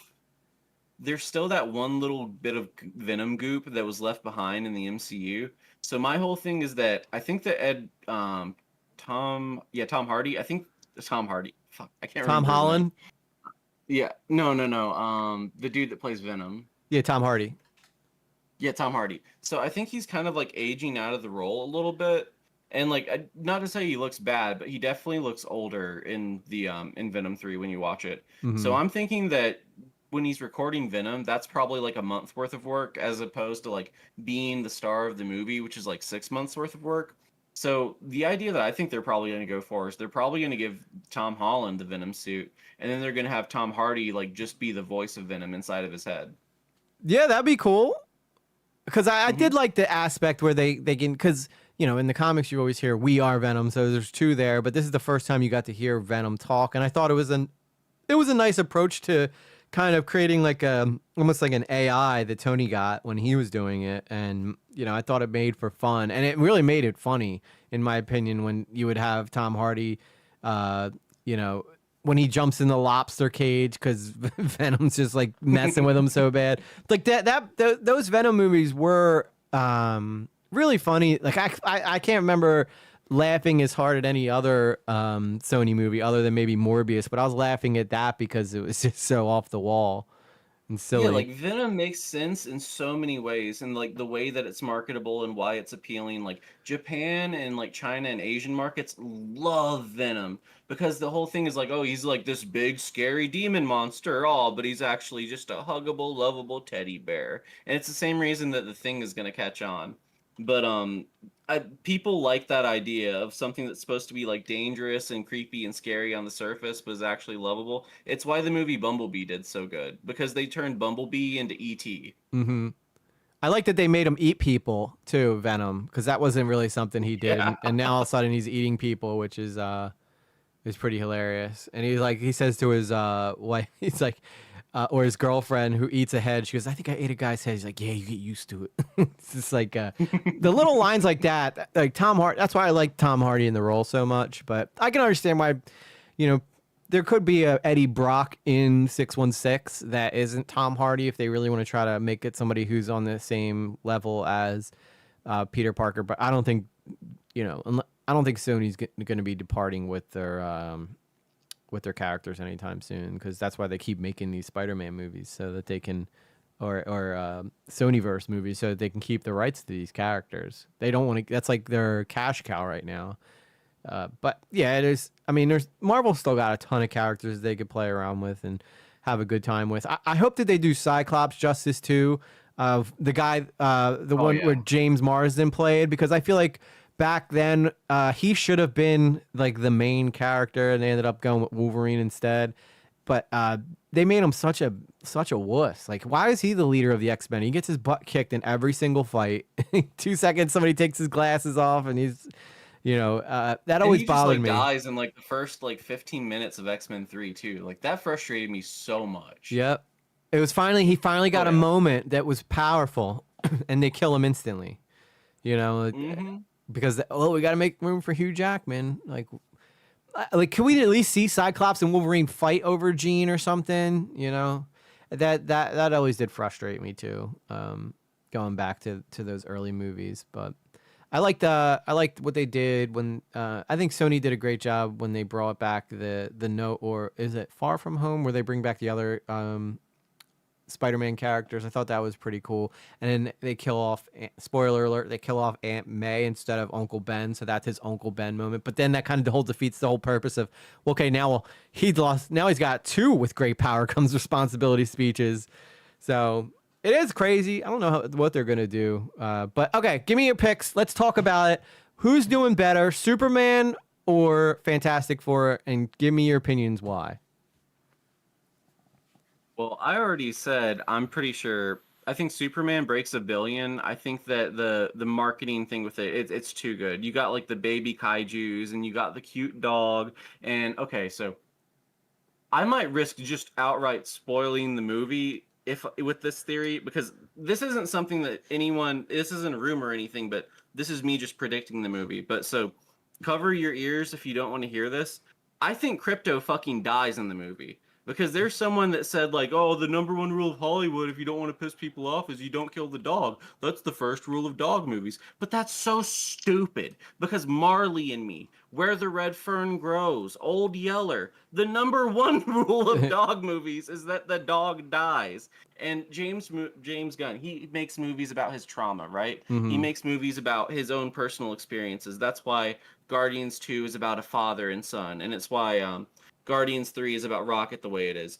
But so what he's talked about is that he lost his dad in between Guardians 2 and Guardians 3, and that Superman, that he found out when he was talking with his brother that Superman had the same release date as his dad's birthday. So he lost his dad, and he also lost his dog, and he got a new dog, and the dog was just a miserable asshole, or the dog is a miserable asshole, but it took a lot of training, was like a lot more hard. It was a lot more rough on him than, other dogs had been. But so it's Superman is those two ideas combined. So I think that people are going to be like, oh, you've got to see Superman. It's so good. And it's going to have that Marley and Me effect where it tugs on their heartstrings. Like Fantastic Four is going to be pretty. It's going to look great in IMAX. Both the movies are probably going to look great in IMAX. Mm-hmm. But I think that Superman is going to have a more of a heartstring feel to it. And I think that you're going to watch Fantastic Four and you're going to be like, yep, a bunch of guys in an executive room at Disney definitely made this. But it will look good. Yeah, I tend to agree. I think that Superman's probably going to do better, mainly because I think what they're doing well is it's not a Superman movie per se. It's an ensemble movie. You're getting Guy Gardner, who we've never seen. We're getting a Green Lantern, and not Hal Jordan, who is in the universe, but he's coming in. He's tying in all his other shows to this show. So if people liked Creature Commandos, or they liked Suicide Squad 2 or Peacemaker, they're going to be excited to see their Superman in this universe. And I think that it was a brilliant casting, bringing Jason Momoa back too as what's that guy's name? The guy like the Lobo. Yeah, Lobo. He's so good as Lobo. that was genius. Like, Gunn does good casting like that. And Fantastic Four, I think that just the fact that it's in a different universe is going to make people not care. Everybody knows that they come to our universe at the end of spoiler at the end of Thunderbolts. But do they? Do they though? Well, it looks that way. I mean, you see the ship that we see in the trailer that the Fantastic Four are on has 4 fins. The ship that we see in the Thunderbolts has 3 fins. I didn't notice that. Shout out to New Rockstars, I think, for noticing that. But so my theory is that it's going to be a Superman thing, or not really Superman, but a Baby Moses thing. You put Baby Moses on the river, and then he escapes the genocide, and he gets to the the other side, and he gets raised by the Pharaoh's daughter. So it's going to be that, except for Franklin Richards gets put on the Superman ship, and he gets sent to the MCU, and then Florence Pugh is going to be like, oh, what is this? It is the baby. What the fuck do I do with the baby? And then the Thunderbolts are like tossing around the baby like a football, and what they don't know is that cosmic baby has the powers of a god, and then things are going to start going on like, oh, what's going on? And it's like this baby Yoda, baby Groot effect with the Fantastic Four baby. And I think that they're gonna know shit is going all like fucky wucky, but they're not gonna know why things are fucky wucky. And Franklin Richards is gonna be like their first clue or key. Maybe something will be on that ship that'll be like a recording from the Fantastic Four. But I think that they want us to think the Fantastic Four are going to the MCU in that way. But I think that that's a big red herring. I would agree with you if it wasn't for the fact that I think that Disney probably just ended up changing the car at some point during production of Fantastic Four because it didn't test well or something, and it'd probably be a lot more simple. I can see that. It's just like I feel like you're giving Disney too much credit. I mean, that'd be cool. That would definitely be cool if like maybe 1 or 2, like maybe 2 of the people come out. But I also want to point out too that another reason I don't know if that would be the case is because they already announced the casting for Doomsday, and most of the Fantastic Four is in there. Although I don't know if I've seen the Human Torch on the chair. I don't remember if I saw his name on the chair or not, but I think all 4 of them were in it, if I remember right.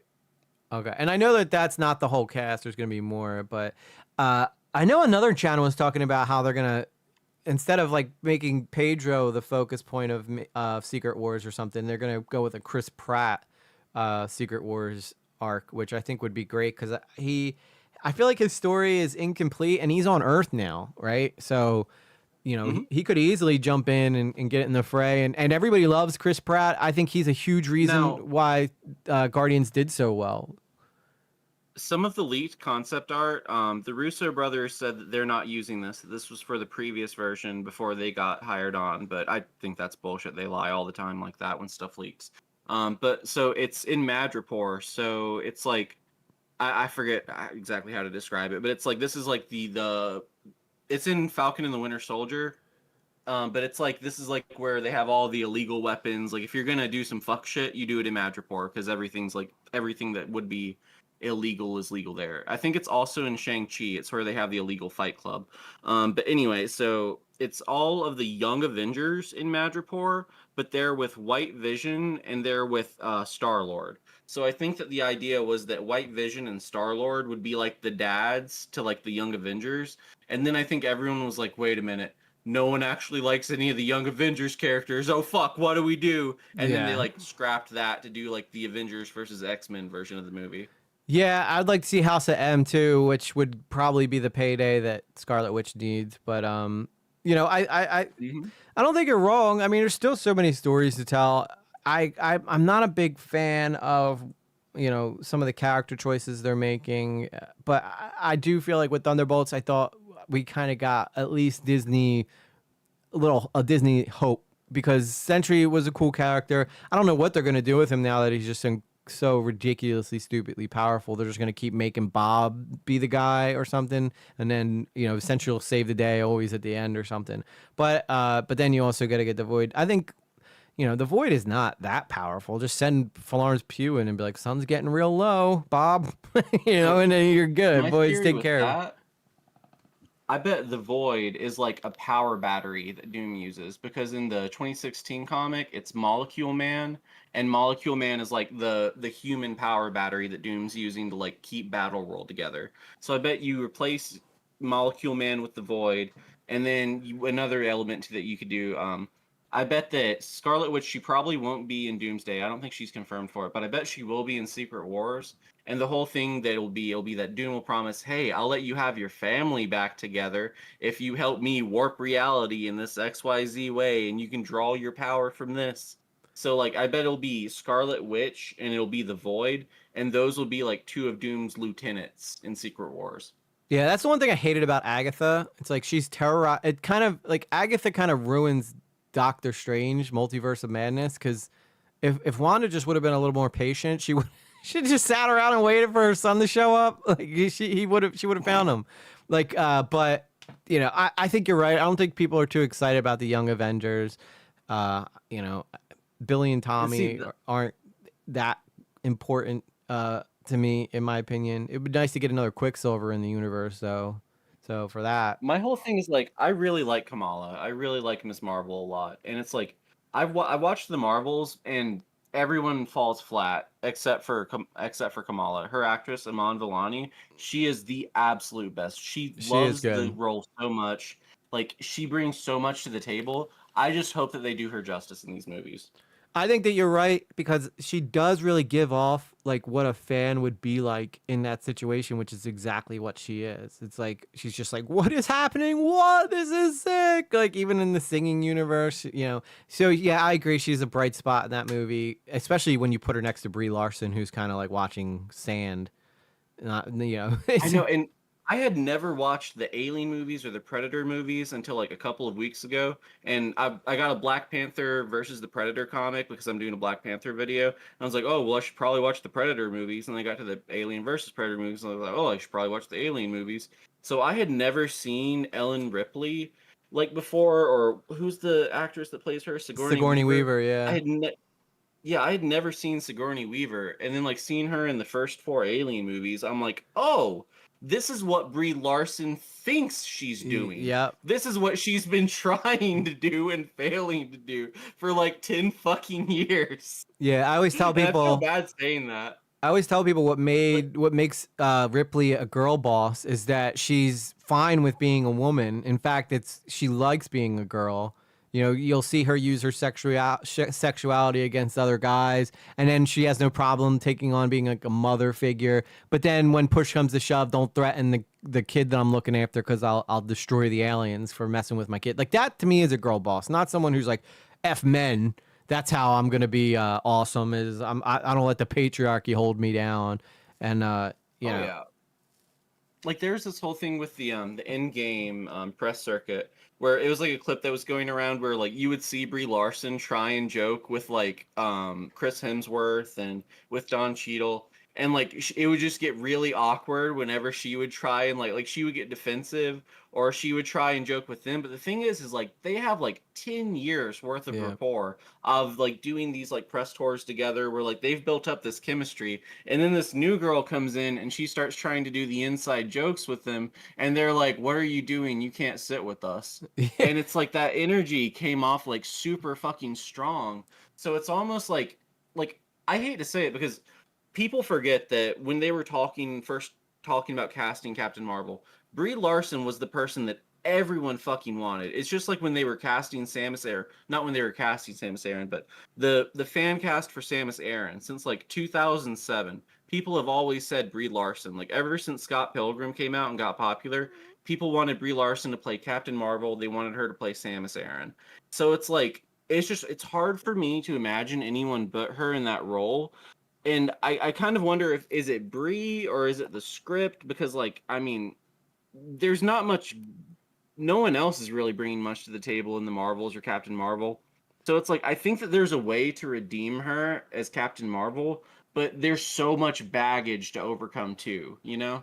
Yeah, I loved her in Scott Pilgrim vs. the World. She plays such a great character in that film, and if she, you know, she's just too serious as Captain Marvel. Like, at no point does she ever seem like she's worried. She's like, I always got this. I always got a plan. Like, walks on I remember the trailer was cool because she walks on the bus and punches the old lady in the face, which I thought should have made for like a funny moment, but they, you know, she doesn't quip, which I guess they were trying to not make her quippy like everybody else. And but here's something about how Iron Man's written versus how how Captain Marvel's written. Captain Marvel is like, I'm such a badass and I'm confident and I'm going to beat them in the first try no matter what, right? So when Iron Man does that, that's his hubris. That's him making Ultron. He has to pay for that. He has to learn a lesson, you know, like it's like Thor overcoming his hubris. Iron Man has to overcome his hubris, but Captain Marvel never really has that moment of having to overcome that hubris, because that hubris is like presented as like one of the reasons why it's like presented as a good thing pretty much. Yeah. Yeah, again, going back to Superman versus them, versus Fantastic Four, I think what the best thing going for Fantastic Four is that Thunderbolts got pretty good reviews. It wasn't hated online, even by people who tend to hate everything Marvel does now. But James Gunn's still James Gunn, and I think people, especially after the Henry Cavill stuff, because Superman was really starting to become a very likable figure in DC when Henry Cavill ended up not being the role anymore. And, I think that that's going to help push Superman to do better. Plus, Guy Gardner, I think that's going to, just the fact that there's going to be other people in here now instead of just Superman. Like Mr. Terrific, this is the first time we get to see him. It's going to be interesting to see how it plays into the Peacemaker universe, which is funny because I've already seen the previews for season 2 of Peacemaker, and he just walks out of his universe into the next one so that he can keep being in the universe. I don't know I think you're right though. I just think Superman's going to do better. I think people still aren't on the Marvel train right now. I think they're still kind of jaded. You want to hear a schizo theory on why Superman's going to do better? Yes, let's hear it. Okay, so they're basically the CIA picks winners and losers, and not really just the CIA, but like, more institutions and more XYZ. But basically, so the government gives money, or the military specifically will pay money to different movies, and they'll give them like, hey, we're going to pay you this money. We're going to give you all these ships. We're going to let you film on an aircraft carrier. We're going to fly our planes over for this shot. You just tell us what to do. But the only thing is we have to review your script, and you can only say good things about the U.S. military. And it's like a propaganda recruiting thing for the Army. Top Gun did it. Man of Steel had a huge, I think, Air Force tie-in with it. But so this is just a common thing that's existed since like the 70s and the 80s. That's not even a conspiracy. That's not even a secret. That's just real. They actually do that. There's a bunch of videos about how that affected Marvel on YouTube. And basically around 2012, they were like, hey, what the fuck is SHIELD? That's not the Air Force. That's not the Navy. What is SHIELD? Can you define it for us? Yeah. And in the 616 version, it's an international thing like Interpol. It's like a United Nations thing. In the Ultimate Universe, it's a United States thing.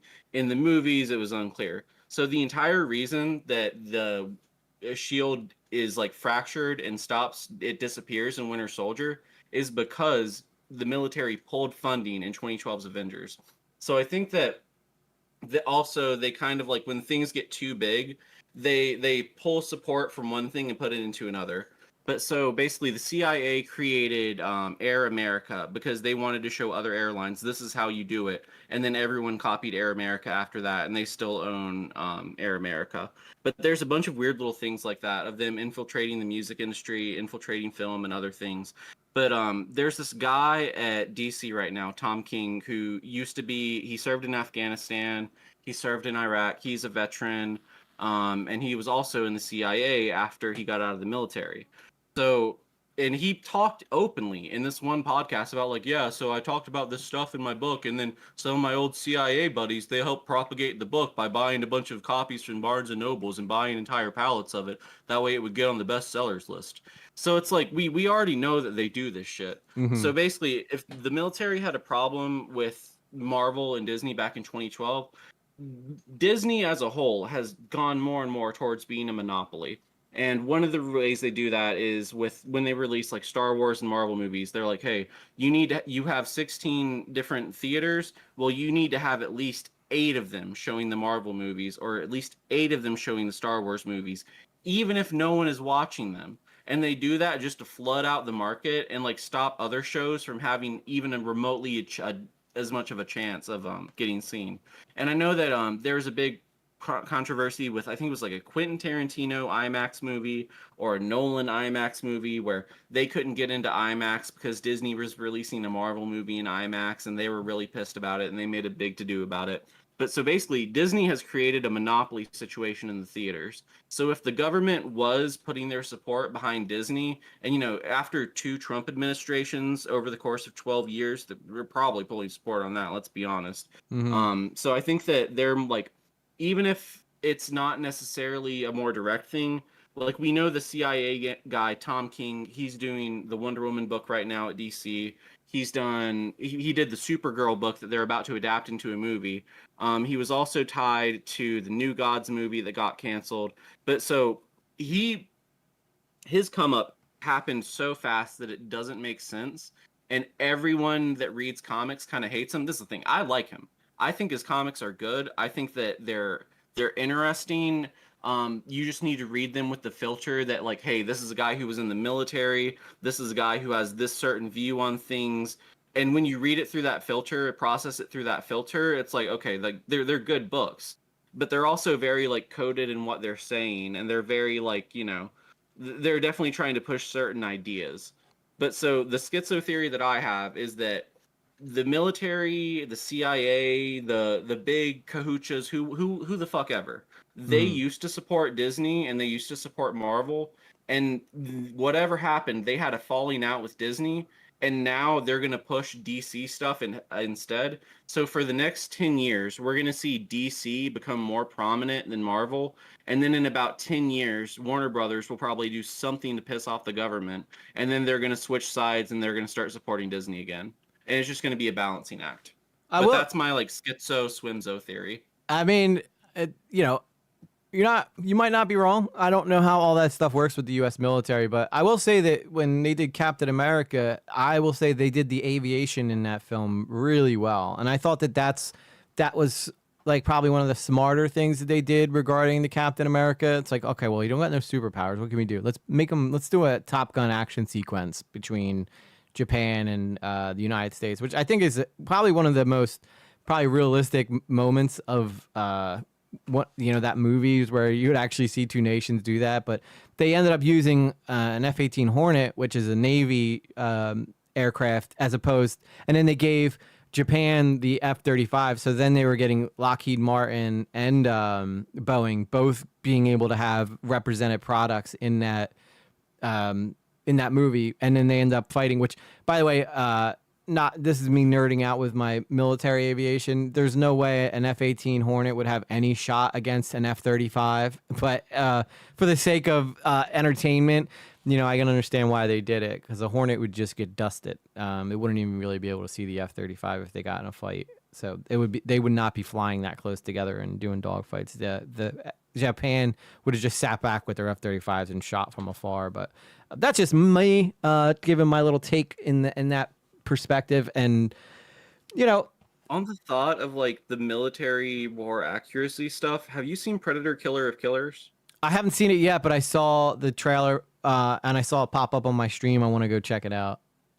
There's a section with a World War I fighter pilot, and I remember thinking this is just so cool because like they wouldn't be able to make an animated World War I movie with like the planes and like the uniforms being like period accurate unless they were making like, they wouldn't have the funds to make just a World War I animated movie. So it was so neat seeing that like in that movie. Like that was one of my favorite sections of it, when the plane is like flying through the air and he's trying to take down the Predator ship. It's really great movie. I'm not going to spoil it or anything, but yeah, I recommend it. Loved it. Now I gotta go. I'd love to know how accurate or not it is. Now I gotta go watch that. Oh, it's so good. If you liked Prey, you'll definitely like this. I did like Prey. Yeah, I did like Prey.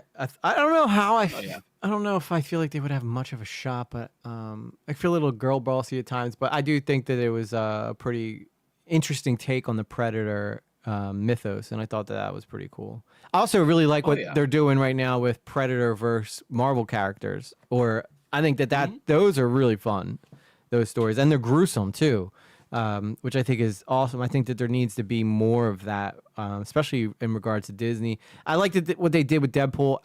it also showed that Disney could do an R-rated movie and it performed incredibly well. So I think that we'll be seeing Disney leaning into R-rated stuff more in the future, especially when it comes to Deadpool. Deadpool's just a cash cow. Like, you could just print money with him at this point. But I think a lot of the reason, going back to what you're saying about these actors, not like Disney not willing to pay what they used to, it's because these movies are taking huge losses now. Like, even Thunderbolts was pretty well received. Still, by all accounts, is a loss. Like, they lost money on it. Yeah, that was ridiculous. I think that it needed like 470 million to like break even, and it made 362 million. And like that, like it was crazy because like everyone that I've talked to loves that movie. Like, it's got nothing but good word of mouth in a way that like I haven't seen a movie get since like maybe Endgame or Far From Home, No Way Home maybe. But no one talks good about the MCU anymore. It's always like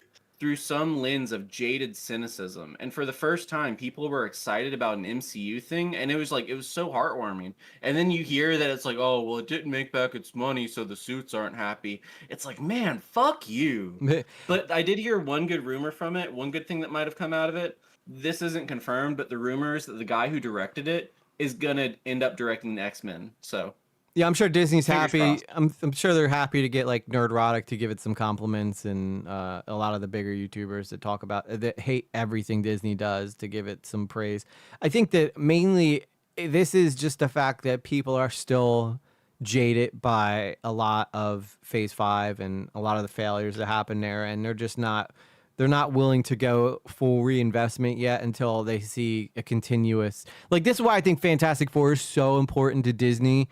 But both these movies are incredibly important to both DC and Marvel, which is why I'm talking about it. This is setting up everything that James Gunn wants to do with DC. It's looking really good. And I think what he's been doing so far has been great. Peacemaker was a huge success for him. And now you got Fantastic Four, which is basically going to determine how much money Disney is actually going to be able to do with Doomsday and Secret Wars. Now, everybody loves Secret Wars, so I think that that'll do great either way because it's just Secret Wars and that's such a popular comic. But these movies, and I don't think that I can explain just how important these movies are to both of these studios. And it'll be interesting to see how it all ends up playing out. Because if they fail, I don't know where they go from there. Because Disney's, if Disney takes another bath on a movie, why would they keep, shooting themselves in the foot? yeah, I feel that. It's one of those things where it's like it's been one flop after another flop, and it's like they can't make another. And that's another reason I think they might have canceled the Blade movie, is because they know that they can't release a subpar Blade movie right now. They can only do hits. Like, that's why the movies they're announcing are like Spider-Man, and they're teasing the X-Men. They're not coming out with Eternals 2 or Shang-Chi 2. They're only doing heavy hitters. It's like, we're going to do a Spider-Man movie, and we're putting the fucking Hulk in it. And it's like, well, that will probably get asses in seats, no doubt. Mm-hmm. Yeah, and I don't like what they see. Here's my problem with Hulk, though. Nobody wants to see Professor Hulk anymore. They want the angry Hulk back. Like, that's what we all like. Nobody wants to see Mark Ruffalo walking around being like, oh, well, Peter, I don't know if this is the right move here. I bring back the regular Hulk. I know they got the Red Hulk now. So it'll be interesting to see how he plays. I don't know how long Harrison Ford's going to be able to play that role. I don't know if he was the right casting because he's really up there. I mean, he seems to love doing it. With that, I bet that what they'll do at some point, if they can't get Harrison Ford back, and this is my theory for She-Hulk too, is that if they can't get the actors back, they still have the CGI models. They can pay for the likeness even if they don't and they can just get the voice actors from the cartoons to come in and do it. And I think that's part of what they're doing with What If too, is that they're like testing to see like, okay, will people watch it even if it's not the exact same person? And like sometimes they do bring back certain actors, sometimes they don't. But I think that in the same way that you see the in the same way that you see Star Wars expand, right? Mhm. Where it's like, okay, we have the Clone Wars that takes place between episodes 2 and 3. We have Rebels that takes place between 3 and 4. I think what they're going to start doing is they're going to start doing like shows and stuff that are like animated. They're like, okay, this is about the Avengers, and it takes place between Age of Ultron and Civil War. So it's like a specific time period and a specific group of Avengers, and like it makes it seem like Wanda has a little bit more in depth, or one character has a little bit more in depth, but it sells the product forwards and backwards at the same time, and I think that that's going to be a lot of what Marvel does moving forward. Like the new stuff has to make you want to go back and watch the Marvels. It has to make you want to go back and watch the Eternals. It has to make you want to go back and watch Shang-Chi. The new movies have to sell you on everything you skipped. And like that's as much of a good thing as it is a bad thing. But it's also just how the product works. Yeah, I think you're onto something there, because I think that the tie-in stuff really is what makes people fall in love with this in the first place. Is, you know, I know a lot of people trash the whole, oh, you got to do homework just to see it. No, fuck you. I love that. I love that. Like, I'm still going to watch Ironheart, but I'm not going to watch Ironheart because I'm excited to see Riri Williams. I'm going to watch Ironheart so I could see what happens that affects a movie down the line where they pay off something that happened in that show. And I go like, huh, I remember that from that show. And I see, my whole thing is like, even if you don't like Riri, one of the villains in that show, the Hood is a character that I'm excited to see. Yeah.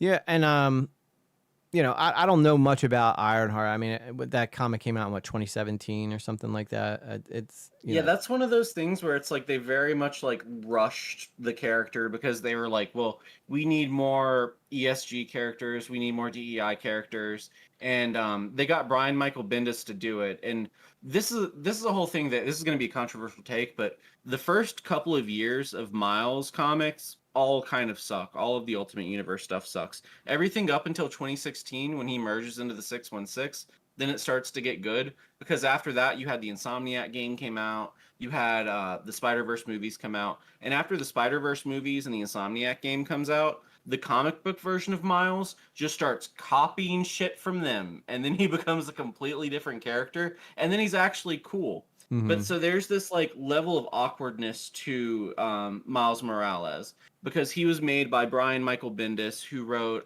the first 100-something issues of Ultimate Spider-Man back in the early 2000s.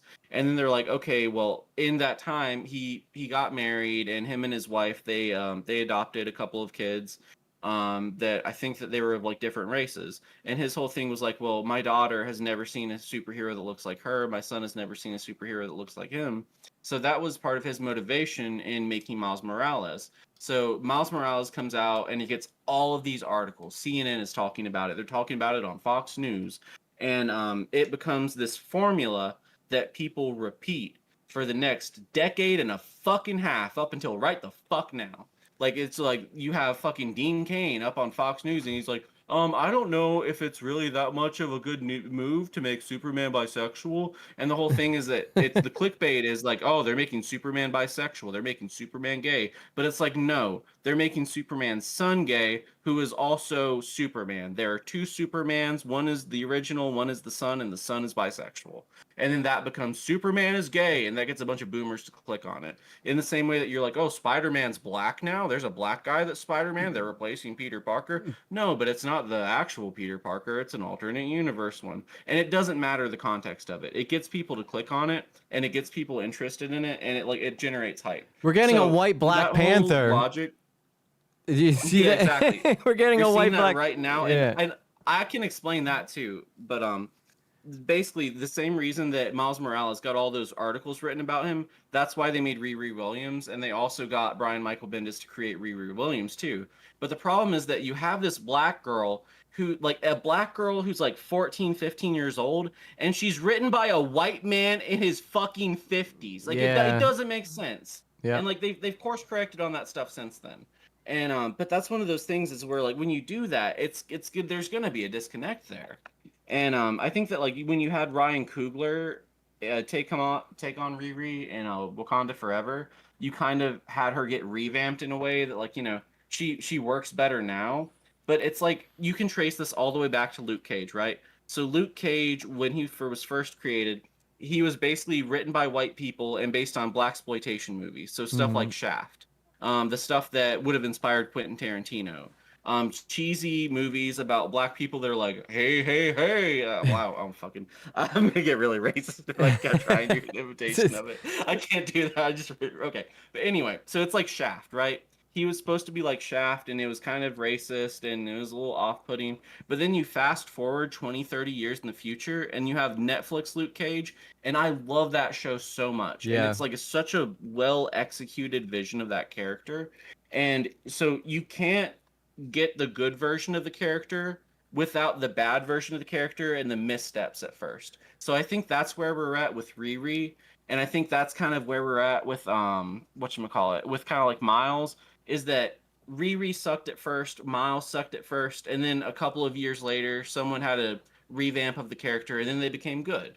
So I think that's going to be what happens with a lot of the slopification stuff. Like, you probably won't see all of the Eternals come back, but you might see one or two of them come back and get revamped. And then maybe that'll open the door for others to come back, you know? Something like that. Yeah, I think maybe that's an interesting reason why people like white male characters so much, is because it's written by a white male, so he actually knows what white males are like, as opposed to trying to guess. But yeah, I know what you're talking about with Luke Cage, when they had them with the fro and the metal band across his head, and he basically, you know, walked around like a disco looking guy. Yeah, his catchphrase is "Sweet Christmas." Yeah, yeah, it's just very, very strange. Those are very strange times, but you know, I still love it. I'm still into it. I understand why people might not be as invested in these movies as they once were, because one, it's all new faces, right? And a lot of people don't like change. If they just kept making movies with Chris Evans and Thor and you know, those guys, they would probably still be raking in the cash, even if they had to pay them exorbitant amounts of money, because people know them characters, people love them characters. You just add more with them. Like, I want to see, you know, Captain America interact with who's somebody interesting now that also Secret Invasion fucked a lot of stuff up too. And I think that's what I think they really fucked Don Cheadle big time in that. I think they were trying to give him a moment, and the moment they gave him was, you're not actually Don Cheadle. It's like, what? So real shit. I think that might be part of the reason that they're not doing Armor Wars, because the rumor was that, like, they were doing that, they turned the Armor Wars TV show that was going to star him, that they were going to turn that into a movie, and now the rumor is that it's just on ice. They're not doing it at all anymore. And the poor performance of Secret Wars is probably exactly why that is. Yeah, I feel like Don Cheadle has to show up in Ironheart. I mean, to be like a mentor to Riri, it would make sense. And it would finally give Don Cheadle like the glory. But like, yeah, I don't think that the writers in Secret Invasion knew exactly what they were doing when they wrote him out. Because like, then you're telling me there's a scroll at Tony's funeral, and that the scroll is the one who said goodbye to Tony. Like, it makes no sense. They ruined so much with that stupid decision. Like, it implies that he was a Skrull in the Secret War fight, or I mean, in the Civil War fight too. Did it? I thought it came right after that. Like, they took him after he went to the hospital or something. That might have been it. If I remember right, when he comes out of the pod, he's wearing like the same clothes. Yeah. I think you're right, actually. So he goes up in the air, he gets shot down, and then whenever they take him to the hospital, yeah, that's probably when he was switched. Because if I remember right, in Secret Invasion, he had the same clothes on in that pod that he had on during Civil War. So yeah, it probably was during that fight that they were switched. How fucked up is it that this Skrull's out there faking doing physical therapy and faking to be handicapped? It's so fucked up, dude. This hurts, Tony. This really hurts, man. Meanwhile, they could just walk off if he wanted to. It's terrible, dude. I don't know what the hell they're thinking with stupid decisions like that. I think that really hurt them big time, Secret Invasion, for sure. Because they ended up trying to take a chance and it backfired big time. Because I don't think the Disney writers, like, if you want to write for a Marvel show, you should be required to go back and be able to tell everything that happened up until that point to, you know, their producers or something. Because if you don't, you end up in situations like Secret Invasion, where you end up getting someone who writes in what seems like a smart idea, but then you don't realize just how absolutely much you just ripped the heart out of all the people who've invested time into the stuff. Like, I hated what they did with the Infinity Stones doing Loki. Like those things should have been respected, not treated like paperweights. And I know they were trying to do that to be like, we're moving on to bigger and more powerful things, but it didn't land like that because all you're doing is being like, okay, well, okay, so you're telling me now that all that shit that just happened with Thanos is meaningless now because of how much more power there is out there. Like, I don't know. The whole thing was stupid. Yeah, see, what killed me about that is that it's just the whole power scaling of it. Where so in the comic books, you can't take the stones from one universe and use them in another universe. But then if they applied that rule to the movie, then the whole logic of Endgame goes out the window because they're going to another timeline, taking the stones from that timeline and bringing them back to theirs, even though it is their timeline in the past. But then they're also like, oh, well, you're creating an alternate timeline just by traveling back in time. And the whole thing is that even within the rules of that movie, the time travel logic is inconsistent. It doesn't work and it doesn't make sense. And if you go back and you read old X-Men comics, like the Chris Claremont X-Men comics, the way they describe time travel in that is like the exact same as in Endgame, like one for one. So with the diverging timelines and the variant, blah, blah, blah, blah, blah. So my whole thing is that they overcomplicated it to the point that, like, when people ask me questions about Loki specifically, I don't always have a straight answer for them because they're like, "Oh, I saw this episode of What If, and does that mean that this thing in Loki is?" I'm like, I don't fucking know because I have a question that I need answered first. Are alternate timelines and alternate universes the same thing? Because if they are, then it's like, okay, everything I know about comics has already gone out the window. Because in the comics, they're like different things. So you're telling me Back to the Future is a bunch of bullshit? I love how the Hulk so matter-of-factly explains time travel to Scott like he's done it. And then they also glance over the fact that they just figured out the Fountain of Youth with Scott by accident. Like the Hulk accidentally figures out immortality while messing around with this timeline with Scott and just nope, I messed up. Really? Because you just figured out right there, Bruce, how to make someone live forever if you really wanted to by just being able to take 5 years off their life. You know, every 5 years they move forward, take 5 years off their life, and then I think it's ridiculous when Scott turns into a baby. You know what I'm talking about? Do you think that Hank Pym ever figured that out by accident and then just never told anyone? Yeah, I don't know, man, because you would think that he would want to make him and Michelle Pfeiffer like youthful again, right? Because you know. By the way, Michelle Pfeiffer still looks amazing for her age. Oh yeah, that woman, she's like fine wine. This is going to be one of my hottest MCU takes, and this is going to be the one that pisses everyone off. But I didn't think Ant-Man 3 was that bad, and even more so, I didn't think Ant-Man 2 was that bad.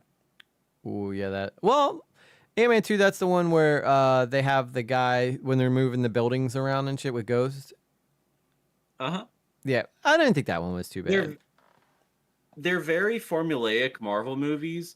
They're like, the way I would put it is like they're as good as Thor 1, but they're not as bad as Thor 2 or Thor 4. If you're better than Thor Dark World, like that's my bar. Yeah, that's crazy too because Thor is such a great character. I think that Marvel needs to figure out their power scaling a little better because I want to see. I think All the World's a Stage and mentioned this earlier. Like I want to see Hulk get to World Buster Hulk and show just how powerful he can get, but they never do that. Like he just stays Hulk smash. Like I want to see some of these power levels grow. And like they were talking about in Thor: Love and Thunder, I know Emergency Austin was saying it. Oh well, this is Rune King Thor. This is like the one that's like the biggest, baddest, and then he's just the same power as he always is. And I'm just like, when can we get like an evolution? The closest thing we ever got was probably Ragnarok when Odin goes, "Did I make you the god of hammers? No, I didn't make you the god of hammers. I made you the..." And then all of a sudden now he's like, he evolves and grows his power stronger. I'm like, I want more moments like that, like some Dragon Ball Z shit where they evolve to the next level. And that way, I think Sentry would be a perfect example for that. To have Sentry fight World Breaker Hulk at some point and, have a knockdown, drag out battle. That's what fans want to see, I think. Well, the reason we haven't gotten Hulk things for a long time is that I think it didn't revert until like this year or last year, maybe, or maybe it's not going to happen for another year or two. But basically, the Hulk rights were tied up at Universal. So you remember that weird period of time where you had Days of Future Past and then you had Age of Ultron come out like within the same 2-year time span, and they both used Quicksilver, even though Disney didn't own Fox yet at that point. Yeah, what was that about? So Hulk is in a similar situation where Universal had the distribution rights to a Hulk movie, but then Disney had the production rights. So if Disney made a Hulk movie, then Universal would distribute it and then make all the money off of it. And then they were like, okay, well, if we just don't make a Hulk movie for like 10, 15 fucking years, then we'll get the rights back eventually. And we can just put Hulk in other movies and we can make a She-Hulk TV show because we have the TV rights to Hulk. So they're doing all this stuff to like set up like what you're talking about, to set up like a proper Planet Hulk, a proper She-Hulk, or I mean a proper World War Hulk. And I think that's definitely coming. And I think that's why they introduced I think that's why they had the Planet Hulk subplot for Ragnarok, or they at least half did it. And then She-Hulk establishes that he had fathered a son during that time he was away. And I think they're going to follow up on that at some point. But what they're doing in the comics right now is that his son Scar, and She-Hulk, they're going back to Sakaar, the planet from Planet Hulk. And basically I don't know what's going to happen from there, but that's like part of the plot of Imperium, but that's like their big summer event this year is Imperium. Do you think I think that... Go ahead. You can finish your thought. I have a question for you. Yeah, but basically they're going back to Planet Hulk in the comics, and that makes me think that like, okay, they're going to do a going back to Planet Hulk thing in the movies too. Do you think they're ever get to a point where they're like doing the One Below All and like, cause you remember? Oh man, I hope. Cause that would be awesome. Cause you remember how like, but this would be like a real throwback when Mark Ruffalo talks about how he ate a bullet and then the green guy just spit it out. Like that'd be a perfect example to set up the One Below All and the red and the green door and all that shit. Cause you know, the One Above All too, not to mention like those characters I want to see, because we just got Eternity, which I'm not really sure how I feel about the representation of Eternity in Thor, but yeah, I'd love to see those characters. It would be a dream and a half to do Immortal Hulk, but here's the thing. I think we're going to do Planet Hulk first, and then whether Planet Hulk flops or whether it does good, Immortal Hulk is absolutely the next step. But so if DC is leaning into the gods and monsters where it's like, okay, we have superheroes, but they also look a little scary, like Metamorpho. So our Hulk hasn't really been scary or anything yet. So that could be something that they start to lean into later.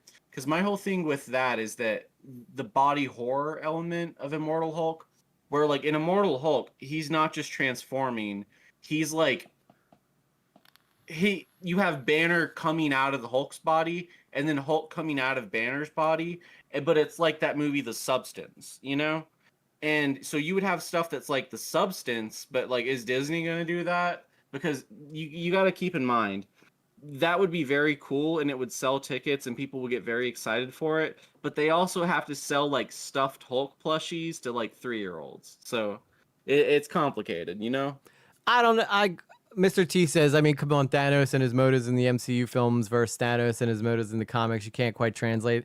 I would have loved... They started off doing the Mistress Death angle when, at the end of Avengers, when he said to go after them would be to court death, and now we realize that that's Aubrey Plaza, who, I mean, don't get me wrong, she's gorgeous, but... See, I think they're going to end up bringing him back, and it's going to be Aubrey Plaza. And I think that they'll do a version of like that, like him doing XYZ to please death. But I think that she will resurrect him, and I do think they will do that at some point. But it probably won't be till after Secret Wars, and they'll probably have some kind of twist on it. Yeah, but like Thanos is like Marvel Darth Vader. Like they're not going to let him stay dead. Yeah, he's like the dark side. He's dark side of Marvel, and DC still hasn't even gotten to really use Darkseid yet, because their movies keep getting freaking bathed before they get to a chance to actually enjoy Darkseid. Which I thought that I didn't hate what they did with the Justice League movie.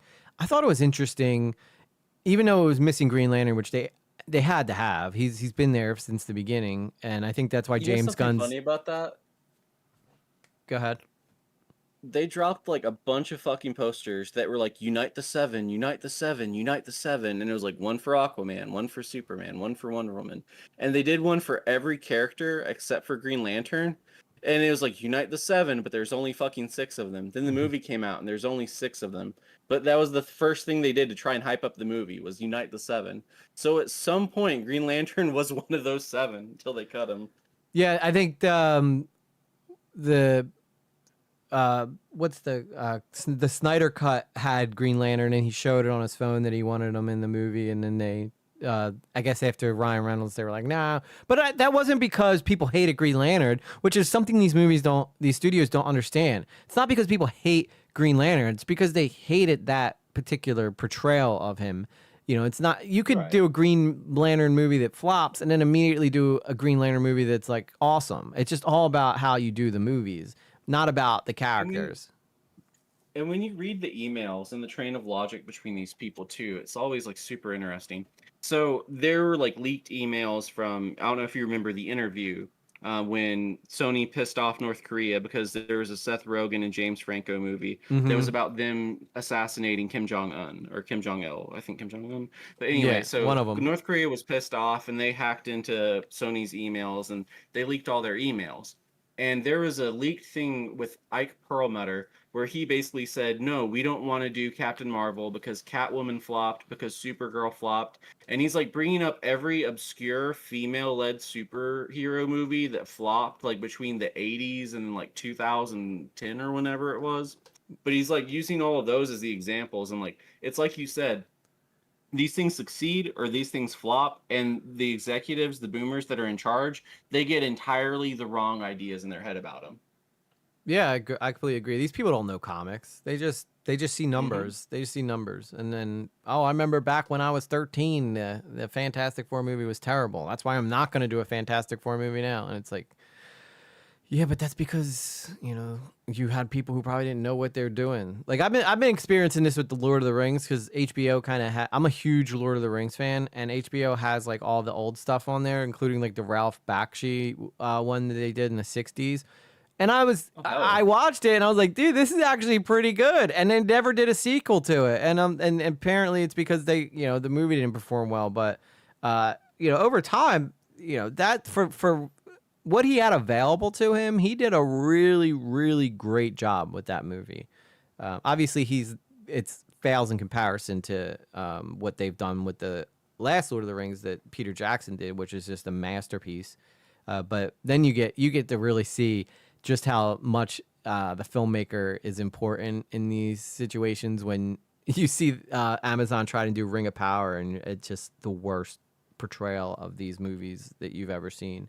Because these people think, oh, Lord of the Rings, that was successful. We could throw out whatever we want. Anybody's going to like it. No, that's not how it works, guys. Like, this is what you don't understand. Like, you could take Riri Williams could be, if they do the story right, could be an all-star for Marvel. But I personally don't think they're going to do it. I think they're throwing it out because they already had most of it done. And that's why they're just sticking with it. But Blade, I think people love vampires. People are dying for a good vampire movie with a guy slashing swords around. It would have been dope. As long as they had good action in it, you can't go wrong with a good vampire story. And, the Daywalker is, I would have loved to see a different portrayal than Wesley Snipes, who I think did an awesome job with Blade. He plays that cool, calm, and like just cutthroat dude. But, I still think Mahershala Ali could have I'm really salty about this Blade thing. I'm just putting it out there. I keep bringing it up, but, I would have loved to see him with the Black Knight and, Kit Harington getting a chance to be Jon Snow again, but just in the Marvel universe. Like, that could have been cool as hell. Oh yeah. The thing that fucks me up about Blade is that they're really like, if they were gonna go the put a chick in it, make her gay route, like Indiana Jones 5, then they're fucking up, because like horror is like the golden thing that always comes back. Like American film, it works in cycles. Like if you ever watch the Quentin Tarantino episode of Joe Rogan, he talks about this, where it's like, oh, movies were great in the 70s and they sucked in the 80s because you couldn't be edgy anymore. Mhm. And then in the 90s you could be edgy again and movies got good again, and in the 2000s they sucked. So it's basically like things go through cycles, where it's like in the 70s they were only making Western movies. So basically, the same way that you have a shit ton, a disproportionate amount of superhero projects nowadays, back in the 70s, you had a disproportionate number of Western movies, and that there had been a slow creep up to that since the 1950s. But when you look at movies, the only genre that disappears and comes back and disappears and comes back and disappears and comes back and reinvents itself over and over and over and over again, it's horror. Yeah. You have the Universal horror movies with Wolfman and Frankenstein. Then you got the slasher movies with Freddy and Jason up until the 90s. Then you got shit like The Grudge in the 2000s. Let the Right One In. Horror can be so many different things, and it's such a diverse genre. And I think that that's the brilliance of what they're kind of doing with like Creature Commandos at DC, is that they could do their own like action version of Frankenstein if they want. And the DC universe has that they can adapt, and they already have kind of like half done that a little bit. But so they could do a horror. And if you look at what was it called? Werewolf by Night. There was a black and white version, and there's a color version of it too now. It's on Disney Plus. But it's directed by Michael Giacchino, but he's the dude who writes the scores. He did the score for Fantastic Four. He's done the score for a couple of DC movies too. But he scored a lot of these fucking movies over the years. And I have my gripes about certain scores for certain movies, but Michael Giacchino, he's the one that's always really fucking good with it. Mhm. But so he directed Werewolf by Night, and it leans into that horror aspect of the Marvel universe. So it's like you already have Werewolf by Night. So if they just adopted the aesthetics and kind of the vibe of that and applied it to Blade, you would have this universal horror monster movie feeling Blade, which would be really unique compared to like the late 90s, early 2000s Wesley Snipes Blade, because that was like kind of like it was more like Underworld than it was like Bram Stoker's Dracula. So they could do like a Bram Stoker's Dracula version of Blade, and I think that'd do really well. Because horror is the only thing in American culture and American movies, it disappears and comes back consistently. And people are always talking about, well, what's going to happen when the comic book movie bubble bursts? You know, kind of like the Western movie bubble burst. Well, when comic book movies disappear, horror is probably still going to be around. So that's why I think that horror would be a safe investment for them. Not to mention, well, I think they were flirting with the idea in Multiverse of Madness, which I don't think that they executed well at all on that. But I also think too, that opens up an interesting opportunity to take a character like the Hulk and put him in a horror movie if he teams up with Blade, or take Daredevil and put him in a horror movie. Like that's the kind of stuff that I think people would sell out movie theaters to go see. To go see Spider-Man, fight vampires or zombies. Like Marvel's Zombies was really good in the What If, although I feel like they killed off a lot of the characters a little too fast. Because you wanted to get an opportunity to kind of see them in that environment, but I guess they just were like, nah, let's just rush everybody being a zombie. But that was super fun. I love that they took the Peter Parker vlog route of how to survive a zombie apocalypse. Like that would be something Spider-Man, I feel like, what he would do in that situation. So I think that would be a easy idea for them to do. But Disney will be like, well, we got to think about families and who can watch it? Yeah, exactly. And like that would be the thing too. If they do the Immortal Hulk is like a movie, and they have him hulking out and transforming like it's the Substance, or like maybe a slightly toned down version of the Substance, that's gonna get people in movie theaters because it's gonna be like, oh yeah, you didn't like Mark Ruffalo? Well, this is a new Mark Ruffalo. Yeah. This ain't your daddy's Hulk. Because that was the whole thing with like Superman, is that every generation they have to be like, this ain't your daddy's Superman. And that's how you get people in theaters. That's how you get asses in seats. Like you have to give people the exact same thing, but then you also have to subvert it in just the right way, but not too much. You know what I mean? Yeah. It's like it's a balancing line. Yeah, you can't just go straight into like slasher film, but you know, I definitely think that like I don't know how they would miss on that, but also these guys all think that they're geniuses because they're rich. So Yeah, exactly. It's like, have you ever heard about, I think his name is John Peters or John Waters. It's one or the other. But Kevin Smith has a thing where he talks about when he was writing Superman. So this guy, the way he got into the movies was that he was Barbara Walters' hairdresser. And because of that, like she owed him a favor, owed him some money for a job he did. And she was like, look, I'll make you the producer on this movie. You'll make a bunch of money on the back end. I don't have the money to pay you today, but you'll make $100 off this movie every month the rest of your life. Every time they play it on TV, you make a little bit of money. So that's how he became a producer, is he made so much money off of that Barbara Walters movie doing like, and it might not be Barbara Walters, it might be someone else, but that's basically the gist of how this guy got in his role. And that's how all these people in Hollywood get in their roles. So for years and years and years on end, every time they make a Batman, every time they make a Superman, John Waters or John Peters is like causing problems on set, enough to the point that Zack Snyder, I think he had to get him banned from the set somehow or something. Like one of the most infamous thing that Kevin Smith says is that he wanted Superman to fight a giant spider because he thought that the spider was the apex predator of, you know, I remember that with the Nick Cage Superman movie. Yeah, and they end up having that as like a reference to that in the Flash movie. But when they canceled the Superman movie that Kevin Smith was writing, the next year they come out with Wild Wild West, which was the Will Smith movie that was like a steampunk thing in 1998 or 1999. But what's in the end of that movie? What's in the climax of that movie? They use the spider. Yep, giant steampunk fucking spider. So you get these fucking people and like they have these weird ideas in their heads like, okay, this is one that I think is going to come up with Batman in the future. I think that whoever it is that is the John Waters, John Peters type figure for Batman, I think they want Batman to have an evil brother because they think that having an evil brother would make it like a reveal like Darth Vader, like Luke, I am your father. But it's like the Joker is like, no, I'm your brother, Batman.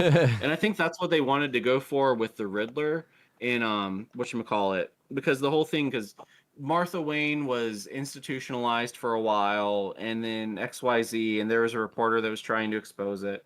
And I think that they wanted two things. I think they wanted Riddler to be Batman's secret brother, that when they put Martha inside of the asylum, she gave birth to the Riddler, and then, you know, they kept him a secret from the family.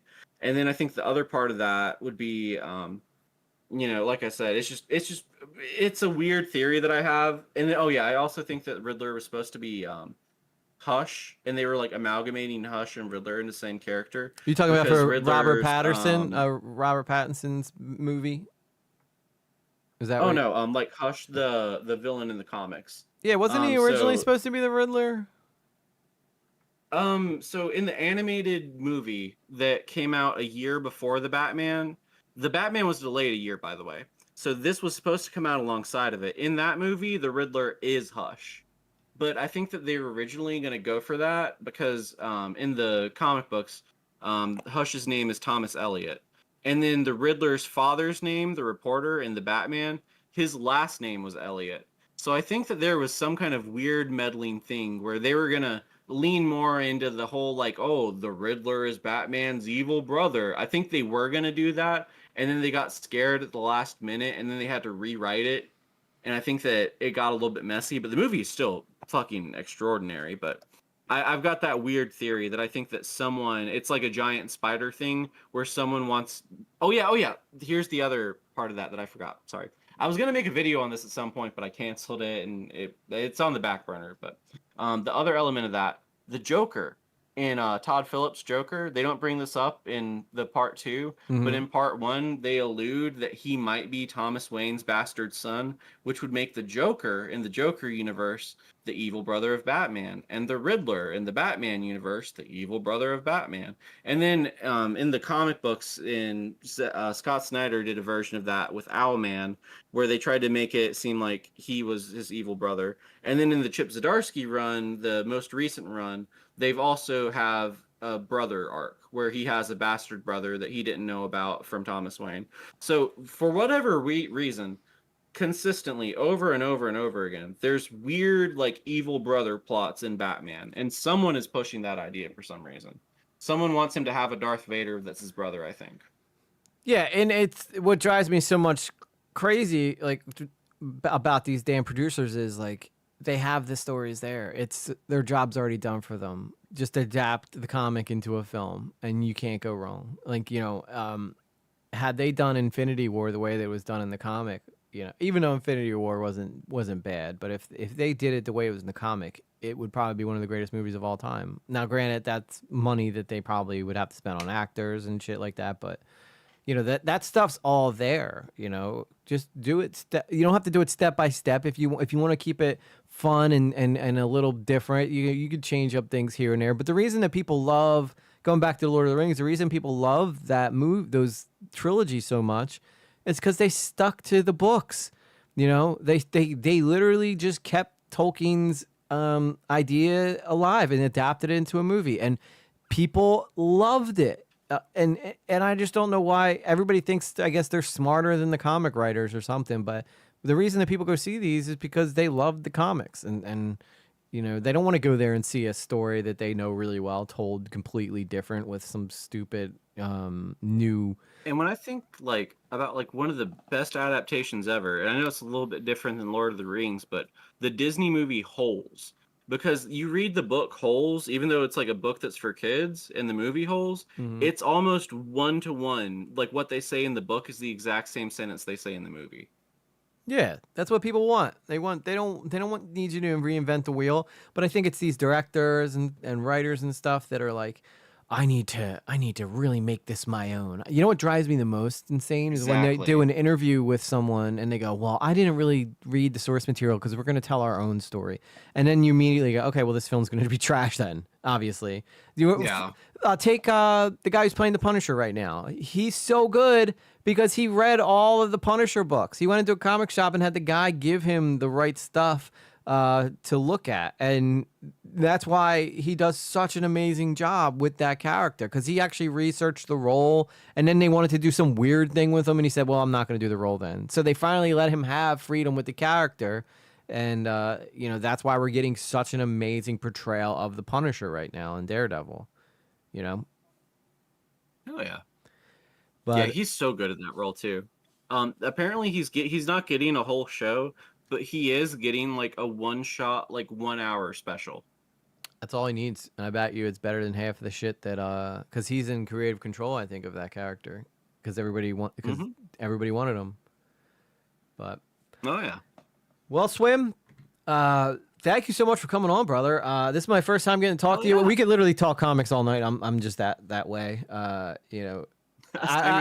It went from being Superman versus Fantastic Four to like, let's just talk about everything that's happened so far and why it's kind of gone off the rails, what's working, what's not working. But you're always welcome to come back on, man. This is going to be something I do more of because, you know, it's as fun as drama is. It's not really what I care about. I'm not passionate about it like I am about this shit, like this stuff. Yeah, I think you can just tell on the way that I speak about it too how much more passionate I am about this than the latest Crash Out. So I think that this is definitely something I want to kind of explore more of. I've been doing it on my main channel, mostly talking about anime, you know, nostalgic movies, you know, interesting things that basically just shit I'm passionate about. So make sure you guys go. Actually, you can plug your channel for everybody, Swim.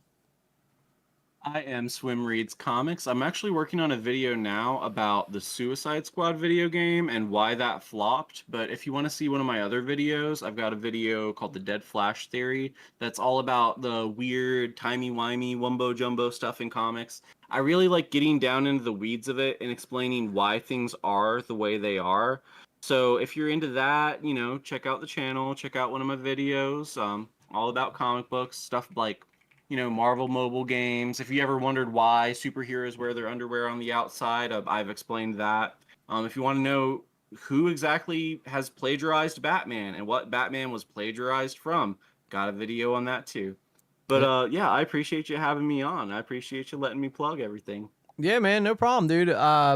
like I said, you'll probably get some people. Like it seems that not everybody from my audience is into this stuff, but there's plenty of people who are, and I hope that you guys will all go check out Swim. Swim's a great guy. He's very supportive of my channel and what I do here. So make sure you guys go show him love, like some of his videos. I watched his Flash video, by the way. It's really good.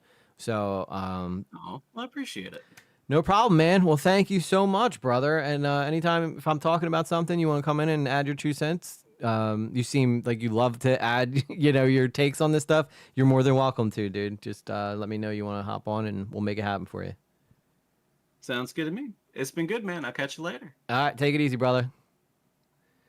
All right, that's Swim, everybody. Swim Reads Comics. First time I've known him for probably a few months now, and this is the first time I actually got a chance to talk to him. He's really, really cool dude. Super chill. Knows a lot about comics, like a lot. And he knows like the individual. I'm glad that I was able to like keep up with him, because I think that's something that not a lot of people know about me, is that I'm like really into I didn't get in. I'm not gonna lie and act like I've always read comics, but I got really into them when like Iron Man and the MCU started popping off, which at this point is like 15 years ago. So obviously that's a lot of time to learn a lot about this stuff. So this is stuff that I really love. Nerd culture in general, Star Wars. Like I said, Lord of the Rings. I'm on a huge kick right now. I'm going back and listening to all the Lord of the Ring audio books. Because I don't have the patience to read. It's something I've always wanted to do is to hear the book version of events, because it's so different than the movies, because you can't pack everything that happens into the book into a movie. It would just take too long.